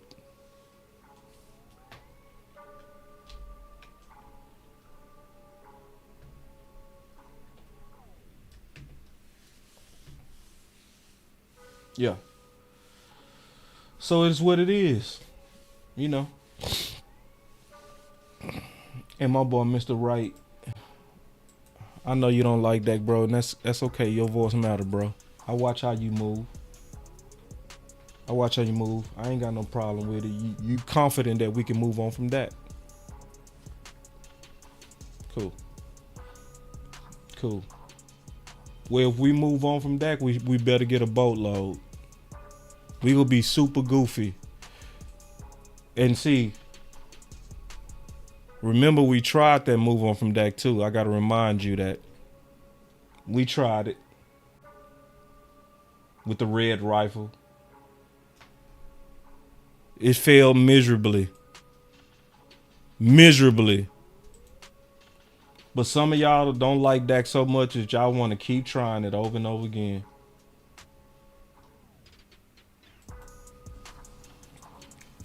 And then my boy said, a ton of picks, only Watson type. Let me tell y'all about getting a Watson. If you want a Watson type, you know how you get a Watson or a CJ? You have to lose a lot. It ain't gonna be just the picks. You gotta lose. You don't get CJ Stroud with the 10th pick. You gotta get CJ Stroud with the 2nd pick.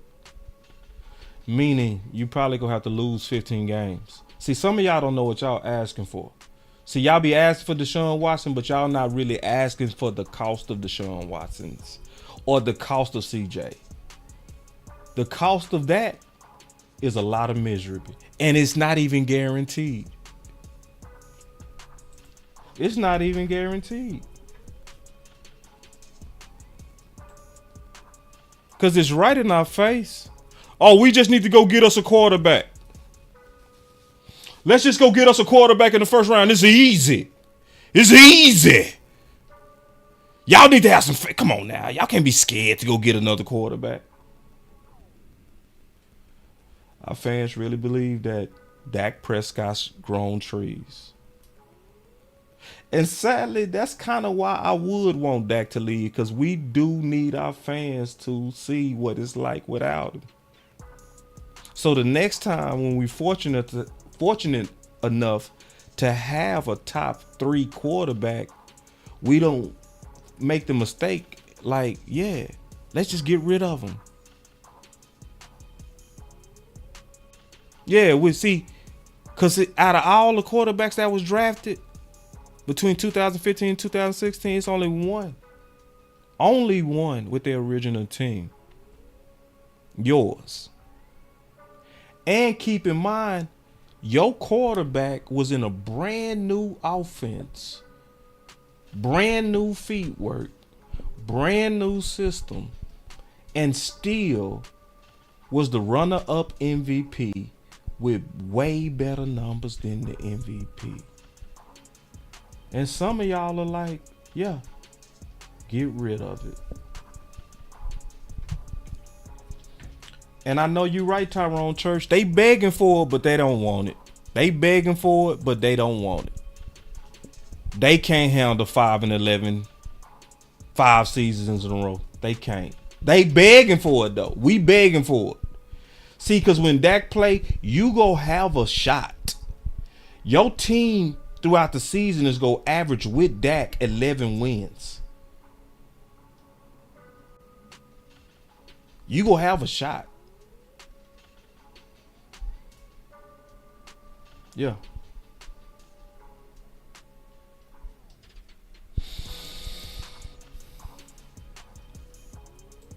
Yeah, and Antoine, this is a very lazy reason not to like Dak, bro.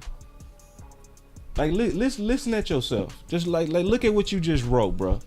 I can't lie, boss. My dislike for Dak is built up from the people who always blame everyone around him. So basically, you mad at people, so you taking it out on Dak. You basically just admitted that.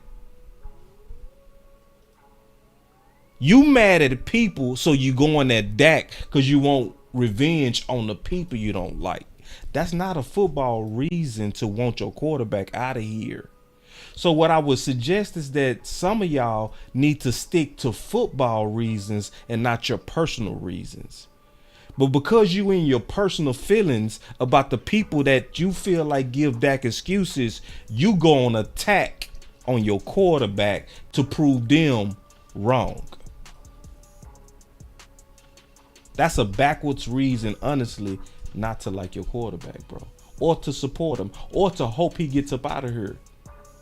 Because everything that I'm talking about is about football, not about people. It's the football reasons I know it's goofy to get rid of Dak. Goofy. Extremely. Goofy. So, I said I was going to take some calls, and I'm going to take these super chats, man. Let's go.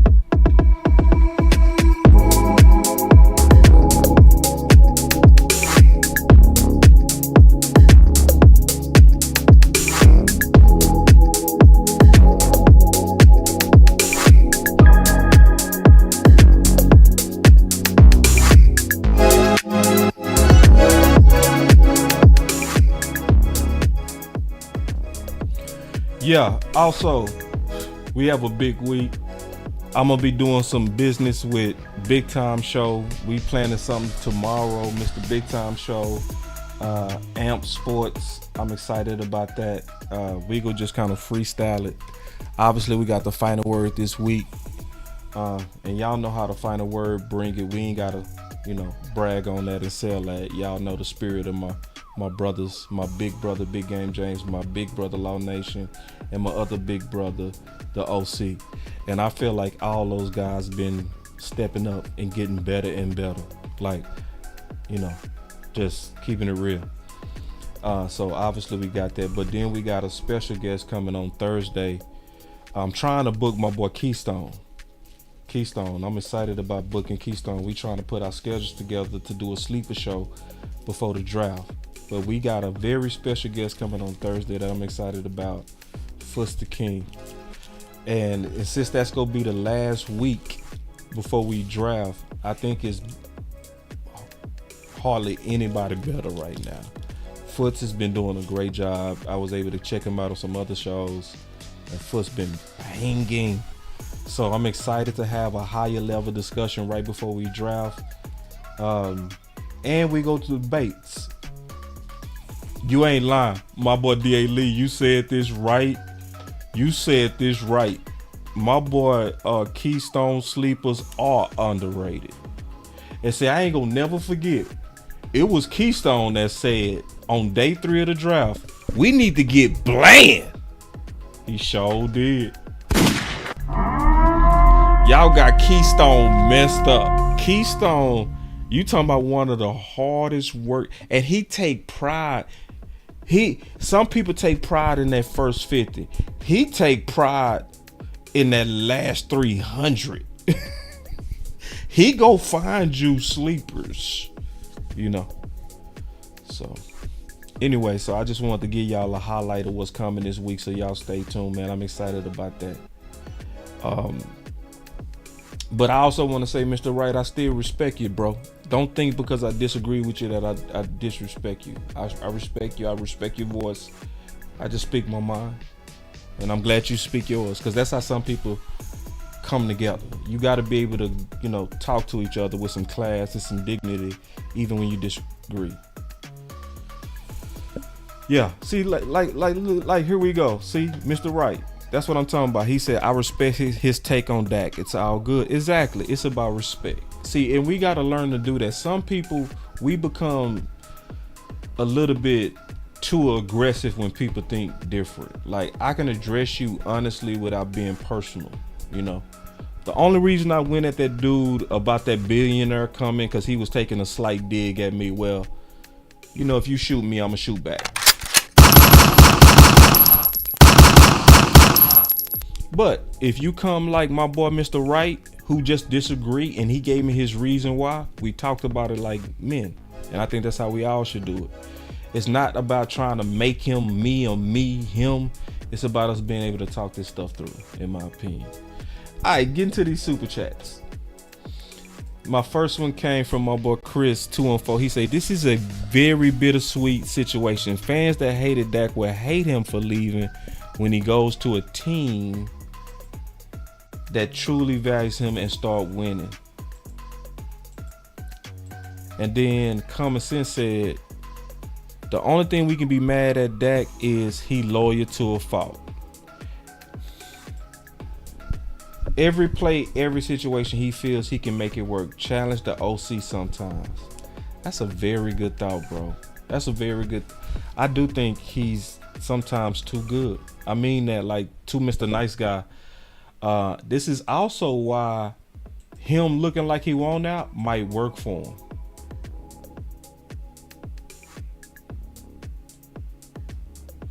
I had a friend of mine that was cheating on his wife. He called me crying. Man, I don't love my wife. And I said, bro, I really do understand. What's going on is that your wife is very reliable. She doesn't challenge you, so you taking her for granted. The moment she would leave, you would all of a sudden gain all your senses and fall in love all over again. And sadly, a lot of us do that. Women get blamed for doing that, but men do that too. Where when you so reliable and you don't present us a challenge, you give us the booty when we want, you fix us food when we want, You don't complain. You support us in our dreams. All of a sudden, we lose interest in you and we want to go out there and play. It happens. I call it a dopamine fix because my sister, she did a study on this. She's a very smart person. And what she found is, and this happens with a lot of us, all of us get a dopamine fix from chasing.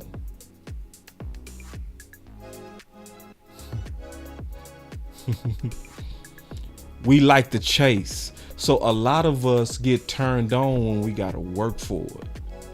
But when everything is consistent, we don't get that high, so it get bored. And we start tripping. So I always tell people like that, don't let a dopamine fix make you do something stupid. Just keeping it real. And in the case of Dak, and that's the reason why I brought it up, Dak was that lady that's doing everything right. Don't complain, blame himself on losses, lead the men, don't fight about being the last to be paid, don't hold out, don't use his shoulder as leverage, does all the right things. So guess what you do? You take it for granted.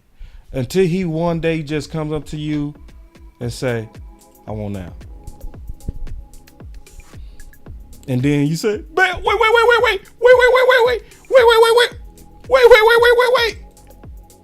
Baby, don't leave. Now all of a sudden, you understand his value. Why? Cause he finally treated you like them other ones. See, cause the Dallas Cowboys, I'm gonna be honest, man. The Dallas Cowboys, I said this before.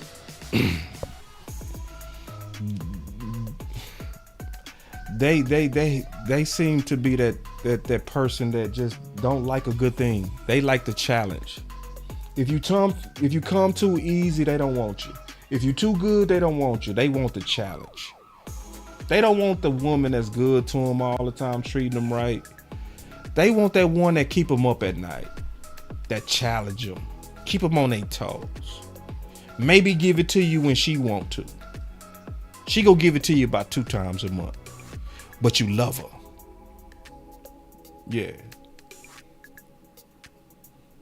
Yeah, that's if you look at the Dallas Cowboys, that's their pattern. Like what happened with Zach Martin. I'm holding out. Pay him. Hurry up and pay him. Why? He held out twice. See, this last year wasn't the first time Zach Martin did that. He did that the first time. He held out.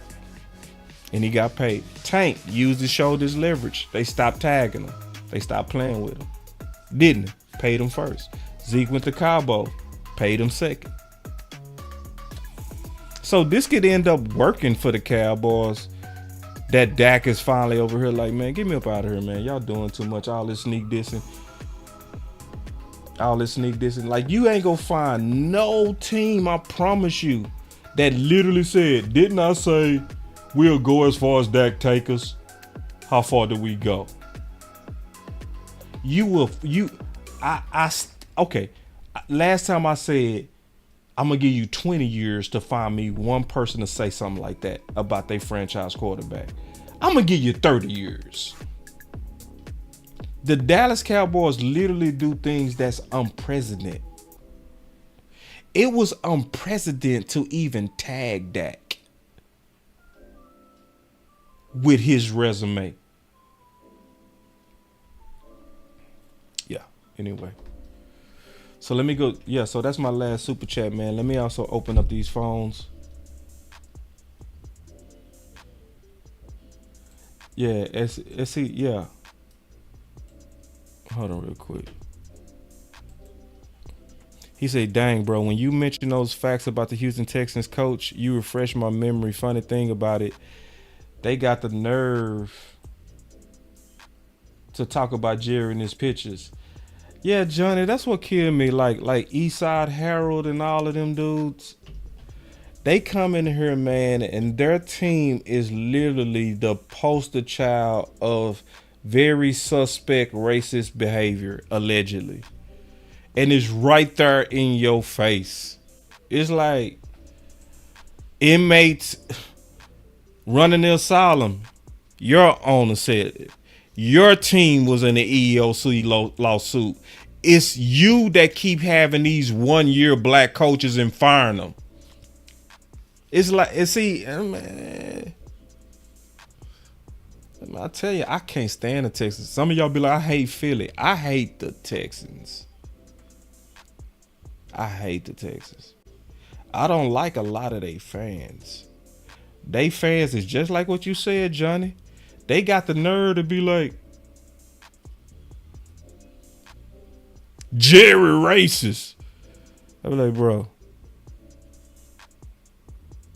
I'm gonna need way more than just a picture of him looking at somebody at 16 to make that type of accusation. But when I look at y'all have a lot of smoking guns over there that point to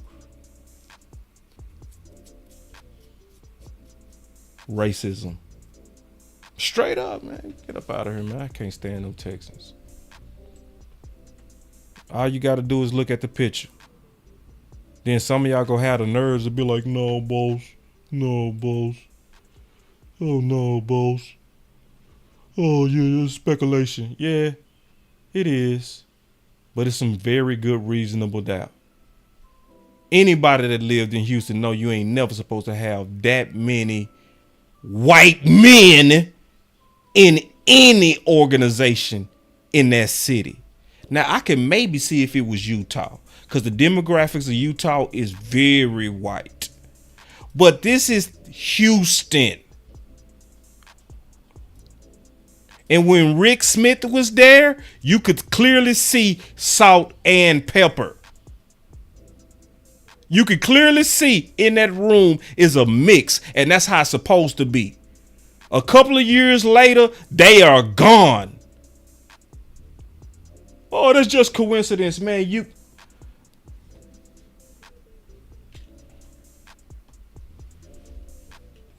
So let me take some calls, man. And I'm shocked that y'all be scared to talk about race. I'd be so shocked that y'all be like, he talking about race. Man, say, but do they got y'all that trained to where we are afraid to talk about an obvious problem in this country? Oh my God, bro. We got to do better. We do. We gotta stop acting like it's uncomfortable to talk about the way we are done. Just because some of them want to act like we're post-racial. But they don't live with us. They don't go through our experiences. And most don't even care about what we're going through. But we over here trying to placate to them. Man, please. Nah, bro. I'm going to talk about these problems. All right, man. Let's get these phone calls. Piling paper got them talking nice to me. Down the bottle, it be going right through me. Brown baby down to take a flight to me.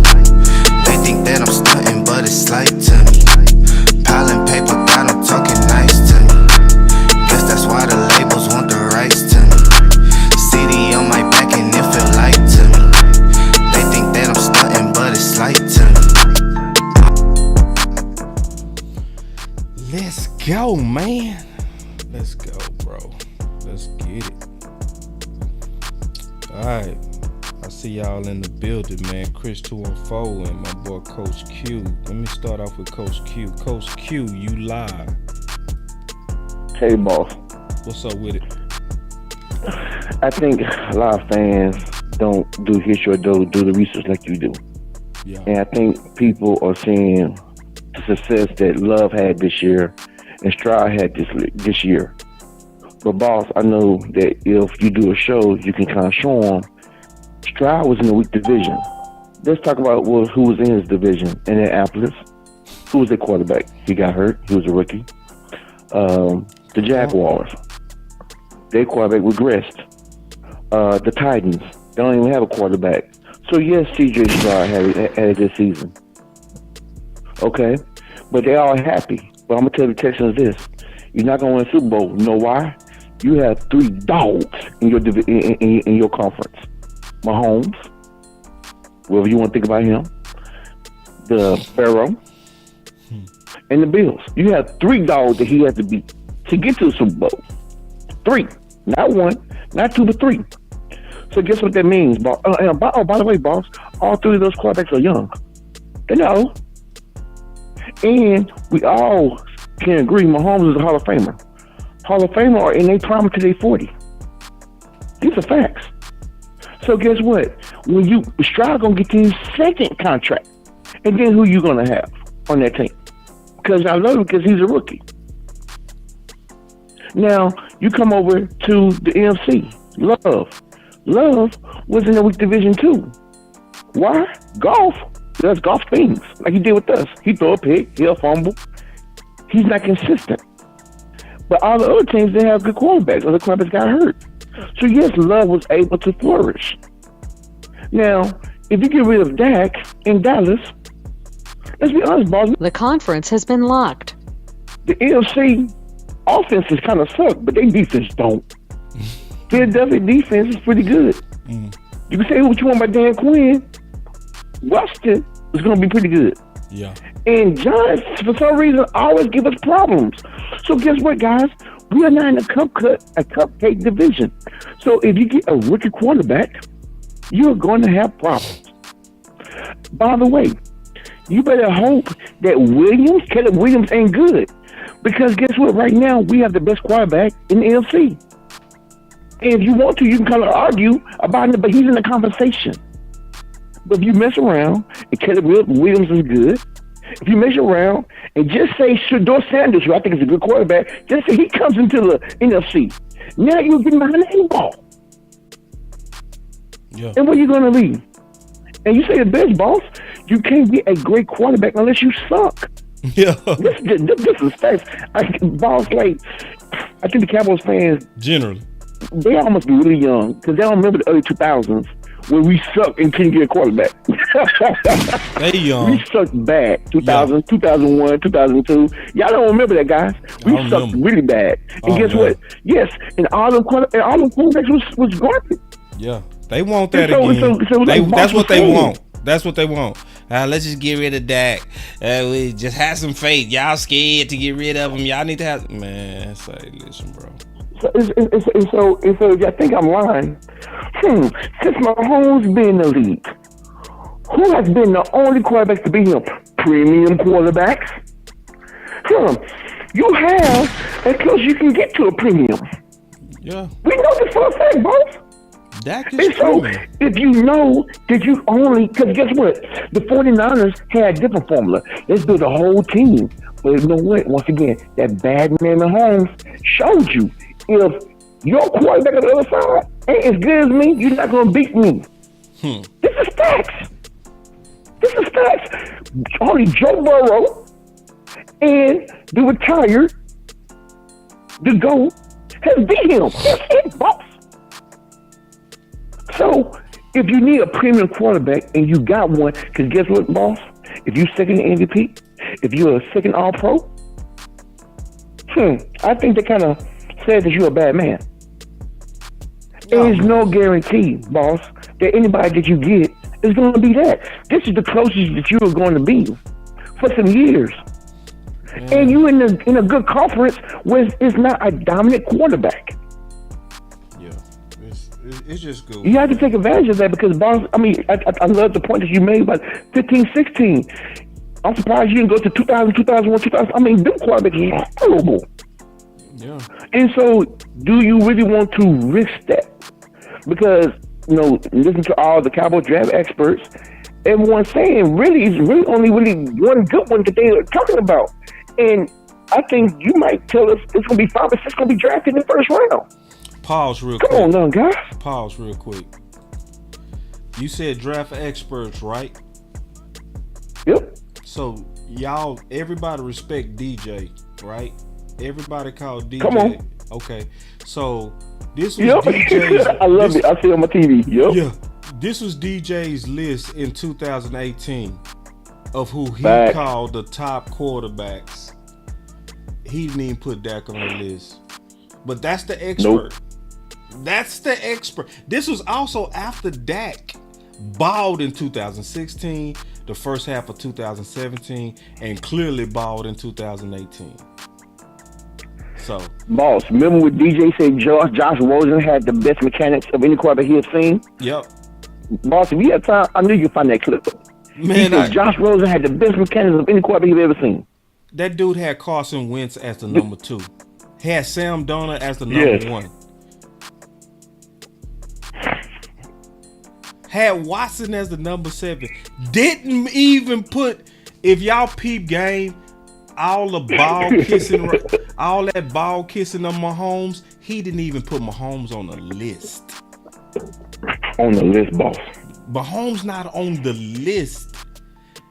And Mahomes was drafted. Boss, hold up. Boss, I know you remember when he was doing the announcement. Remember he said Mahomes had the worst mechanics. You remember that? I know you do. Bro, people forgot that people killed Mahomes. People forgot. Why do you think he wasn't the number 1 overall pick? They was slaughtering Mahomes in the draft. Yes. But boss, I can show you where I call Mahomes. Boss, they was crucifying him about all his different off-platform throws and different elbow and angle throws. They called this.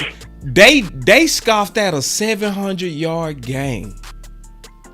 Yes. They was like, But now he the GOAT. He the GOAT. Oh, boss. Oh, no, remember the other thing? Oh, he plays in the Big 12. Man, let me take some more calls, bro. Let me take some more calls. You gonna go all day, bro. Let me take some more calls. I already know, man, you a cook all day. But good call, coach. Good call, boss. Good call, man. Very good call. Because I know me and Coach, we was finna go crazy. We finna do a whole nother show on that. Coach Mar, you live. What's going on, boss? How you doing, bro? How you doing? I'm doing good, boss, man. Hey, man, I just got one thing to say, man. In a way, man, I wish Dak say he want to be traded and get out of Dallas. Me and too. I'm going to tell you why. Because, boss, I have been saying, you know, me and you have talked, and I have said on several occasions for the last 2 or 3 years that everybody in Cowboy land, in this Cowboy organization, in this team, hide behind the veil of Dak Prescott. They hide behind the veil of Dak Prescott because he is a upstanding guy. He's gonna work hard. He's not gonna push back when all this stuff going on. And anything goes wrong, he'll find his way back. I don't care if we have 15 penalties and no quarterback has ever won a playoff game when you had 14 penalties for over 115 yards or 150 yards. No quarterback has ever won a game in the playoff. Wait, Coach. Say that again. No quarterback has ever won a playoff game when the team had over 14 penalties, which is a playoff record, and 150 yards. No quarterback, Montana, Mahomes, none of the greats, none of them have ever won a playoff game that way. No quarterback has ever won a playoff game when their team gave up 267 yards rushing like we gave up with the Rams one year. No quarterback has ever won a playoff game when this team has given up 267 yards rushing. Coach. No quarterback has ever done that. So every time it comes down to something, they blame we that. We can look at the defense and say, man, the defense. You just think about how the swell of this is going. First, at the beginning of this offseason, we were talking about, oh man, Quinn and all about the defense. But what, like I had said, is eventually going to get right back around to Dak Prescott. You did say it. And that he can't win in it. It makes no difference what he does. And then when your owner magnifies it and says, hey, we're going to get as far as our quarterback. Yep. Yeah. And you see how far. So this is the only organization that does that. And listen, I think people have amnesia because I remember me defending Tony Romo for years saying, this is not a Tony Romo problem. It's a organizational problem, and everybody hides behind Tony Romo as they hide behind Dak because their performance as a overall group from the organization, from the top to the coaching staff, to the players on the team, nobody steps up to say, hey, it's accountability of all of us not winning. Right. And that if Dak was not in the way, where now all the imperfections that everyone got is going to be exposed because now you can't hide behind, oh, well, Dak can't win the big game. What we're going to say now when Dak comes, when we have to look at a total organization. I watched a guy listen. We talked about Mahomes. Mahomes is a great quarterback, right? Mm-hmm. But there were 5 games this year that they didn't score a point in the second half. You know how good the Kansas City Chiefs was? They can go into a hostile territory and go into a team like Baltimore, which Baltimore was the best team in the league, and not score a point in the second half. Your great quarterback, your greatest y'all since sliced bread, couldn't even cross the goal line in a whole second half. Couldn't even get a field goal for his team the whole second half, and they win a football game. Amazing. But guess who got all the credit? But if Dak did that, get all the credit. He could turn the ball over. He can have a turnover in the game. They don't he can say have nothing. Fumbles. They don't say nothing. But this is the only organization that says it's all on the court. I have heard organizations all over that says most times they say we is as far as the head coach can take us. We don't even say that. We go skip over the head coach. We skip over everybody. We go to one specific player and say, if he throw an interception in the first half, oh man, Dak just can't win the big game. So and this people, is why I people think forgot about the fact that Tom Brady threw 3 versus Green Bay. 3 interceptions, try to give the game back. Tried to give it to him, and it was that defense, Tampa killer defense, that pulled him out. And who did they give all the credit to? That's right. It's, you know, so it just show you. I think it's the problem, coach, is football IQ. I think that's the problem. It's just too many people that got these very kind of surface, just look at win and losses and then blame the quarterback. You know, it's instead of looking at how did that person play overall. They don't look at it that way. They just go right to, you know, just the surface stuff. But you know something, but we don't, one thing we don't point out this, we talk about quarterbacks that won Super Bowl. And if you look at the history of the football, there's only probably 36 quarterbacks that ever won Super Bowls out of 50 or 60 some Super Bowls, right? But there's only a certain amount of coaches that have won championships too, right? And here we have a guy in Andy Reid that's been dominant and gotten his team to Super Bowl.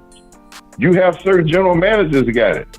It takes a team to win a Super Bowl, but we'll let the Cowboys organization and our front office are hide behind Dak Prescott, and they're hide behind the salary cap and all that has nothing to do with the team's success, and it is hiding the stench of the incompetence and the arrogance of this organization that hinder us in the biggest moment, and no one else steps up because there's no pressure for them to step up, because all our players, from all other great players on this team, they can always walk out and say, I don't care how bad I play, they know who they're going to blame it on. They're going to blame it on Dak Prescott. Yep.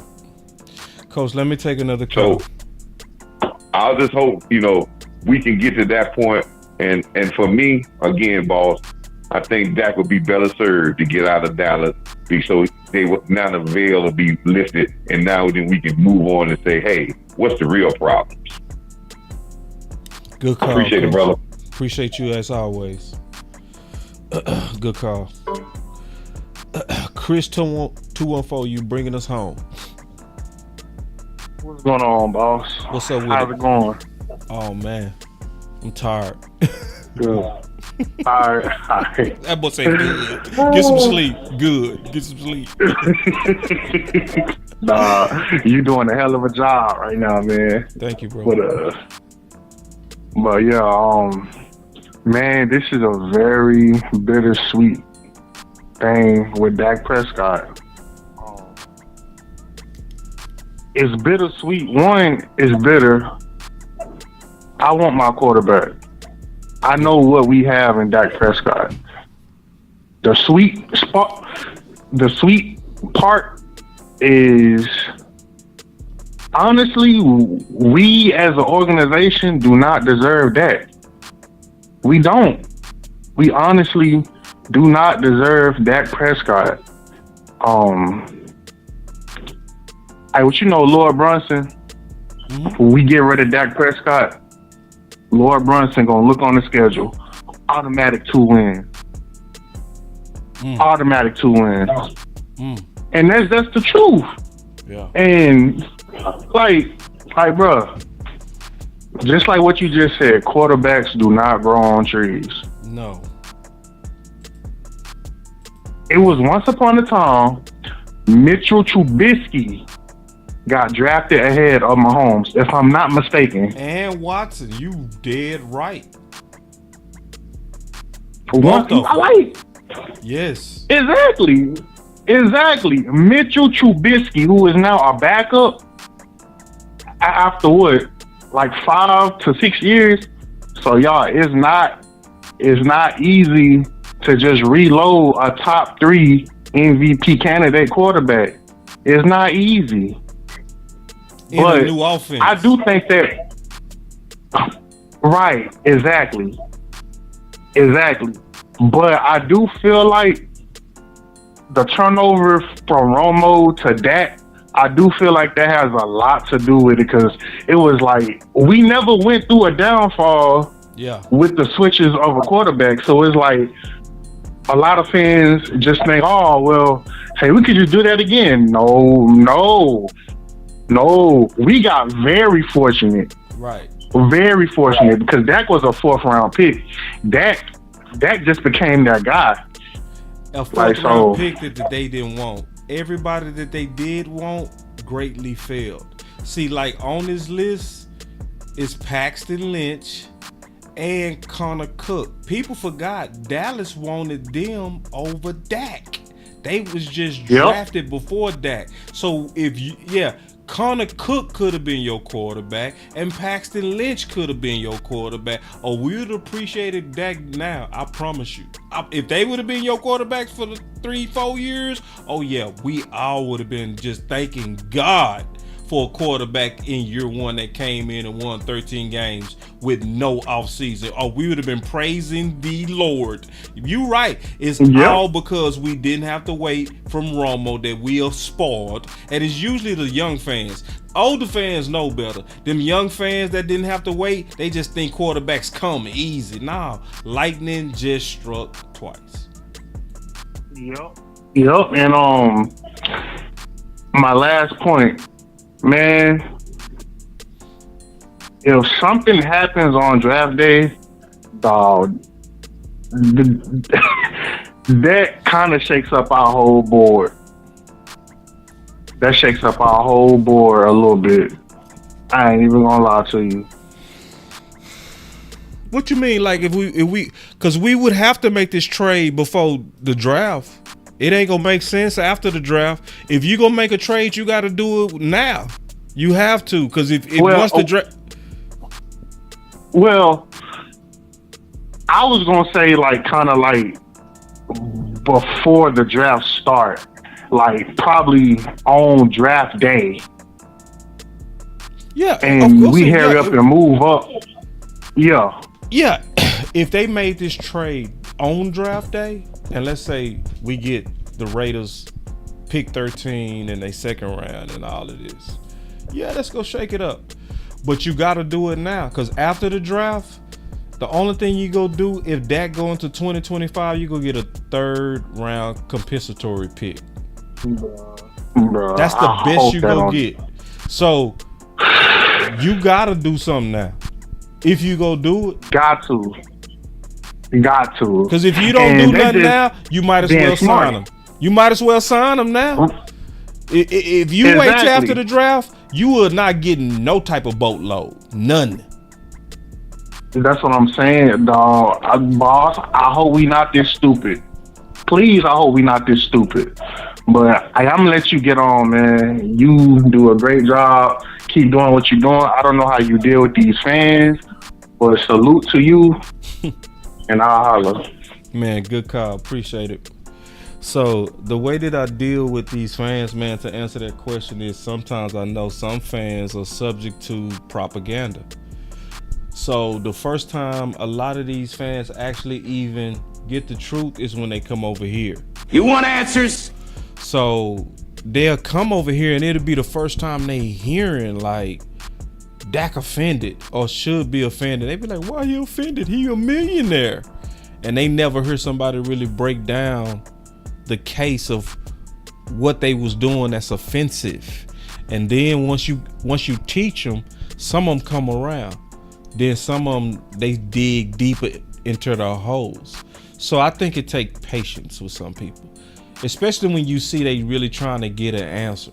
You know, if they really want answers, you want answers, then I think we should patiently kind of walk them through the process. If they just want to be obstinate, you know, it's time to clown them. So, but I hate that we're here, man, to be all the way honest. Once again, this is self-inflicted. Self-inflicted. That's the worst part about all of this. This is self-inflicted. This is all avoidable. We don't have to be the only team that aggressively negotiates through the media. We don't have to be the only team that sneak this all their best. And we don't have to be the team that waits on the phone to ring to try to drum up some false leverage. We don't have to be that team. We can choose to change our model. I believe our model should be this. If one of our players are clearly trending to being a top 3 in their position group, you should call them to get the deal done early. Swallow your pride, call them to get the deal done early. Because right now, because you playing, Dak Prescott price is going up again. Just like it went up last time from 28 million to 40 million on the average per year. Not because of the talent that was different. It was all because you was playing games and you waited. You turned around and you said yourself it was your biggest mistake, but yet you doing it again. You could have signed CeeDee Lamb, who was clearly trending to be top 3 at his position, but what you doing? You're gonna likely allow Jefferson to get ahead of you and other receivers, and you go run up your own price. You could go ahead and pay Micah Parsons, but you go play again and you go run up your own price. You go kill your own morale by talking about your best players, but yet you go ask them to give all their heart and soul for you. And you really think because you paying them millions that morale doesn't matter. You really think coming out in the public and saying, yeah, if we only go as Dak go take us. Didn't I tell you that? And how far did we go? So you really think with James Slater literally saying that even the players want Dak to get paid, you ignore the pulse of your own team and the whole morale of your whole team just to be right and to win a contract. So maybe you go lose your woman. Maybe you played too many games. Maybe you cheated too much on her and it ain't no turning back. Because he got reasons. He got reasons to have trust issues. All that playing games, paying them and offering them contracts that's underneath Goff and Wentz the first time. and then somebody coming out on your flagship station and saying rape. And then you give them, and what did Mike Florio say? It give credence to the story just from the source, just based on who's allowing it to be said. So he might be all the way pissed. And yes, I see some of y'all saying, I can't believe y'all saying Dak needs to go. No, what we saying, we don't want Dak to go, but some of this is bigger than football. We looking at Dak the man. And sometimes we can't worship the Dallas Cowboys to the point till we lose track that these people are men and need to be treated as such. And I'm not going to root for billionaires to the point to where I lose track of the injustice and the nastiness that I'm seeing with my team. And I've said this year, it is sad that I feel that I have to take a shower just to support my Dallas Cowboys. Boss Cowboy Sports, where your voice matters. Look, moving too bossy, we don't tread softly, but not flossy, the streets done taught me, moving too bossy, we don't tread softly, but not flossy, the streets done taught me, I'm just tryna get my nigga paid. We came from Section 8, and I knew I was at since the 2nd grade. Man, I swear my time is coming, cause I'm never late. Came from broken homes and broken dreams to getting paid. Dollar bill, listen close, this is not a drill. Niggas hungry trying to get a meal. I've been in light, who gon' pay a bill? I've been in action, been in traction, surplus with niggas lacking, shining light but still be blacking, red lights will stop the action, green to go, even when it's slow. Higher heights to balance out the lows. Can't ride the wave cause you ain't got a boat.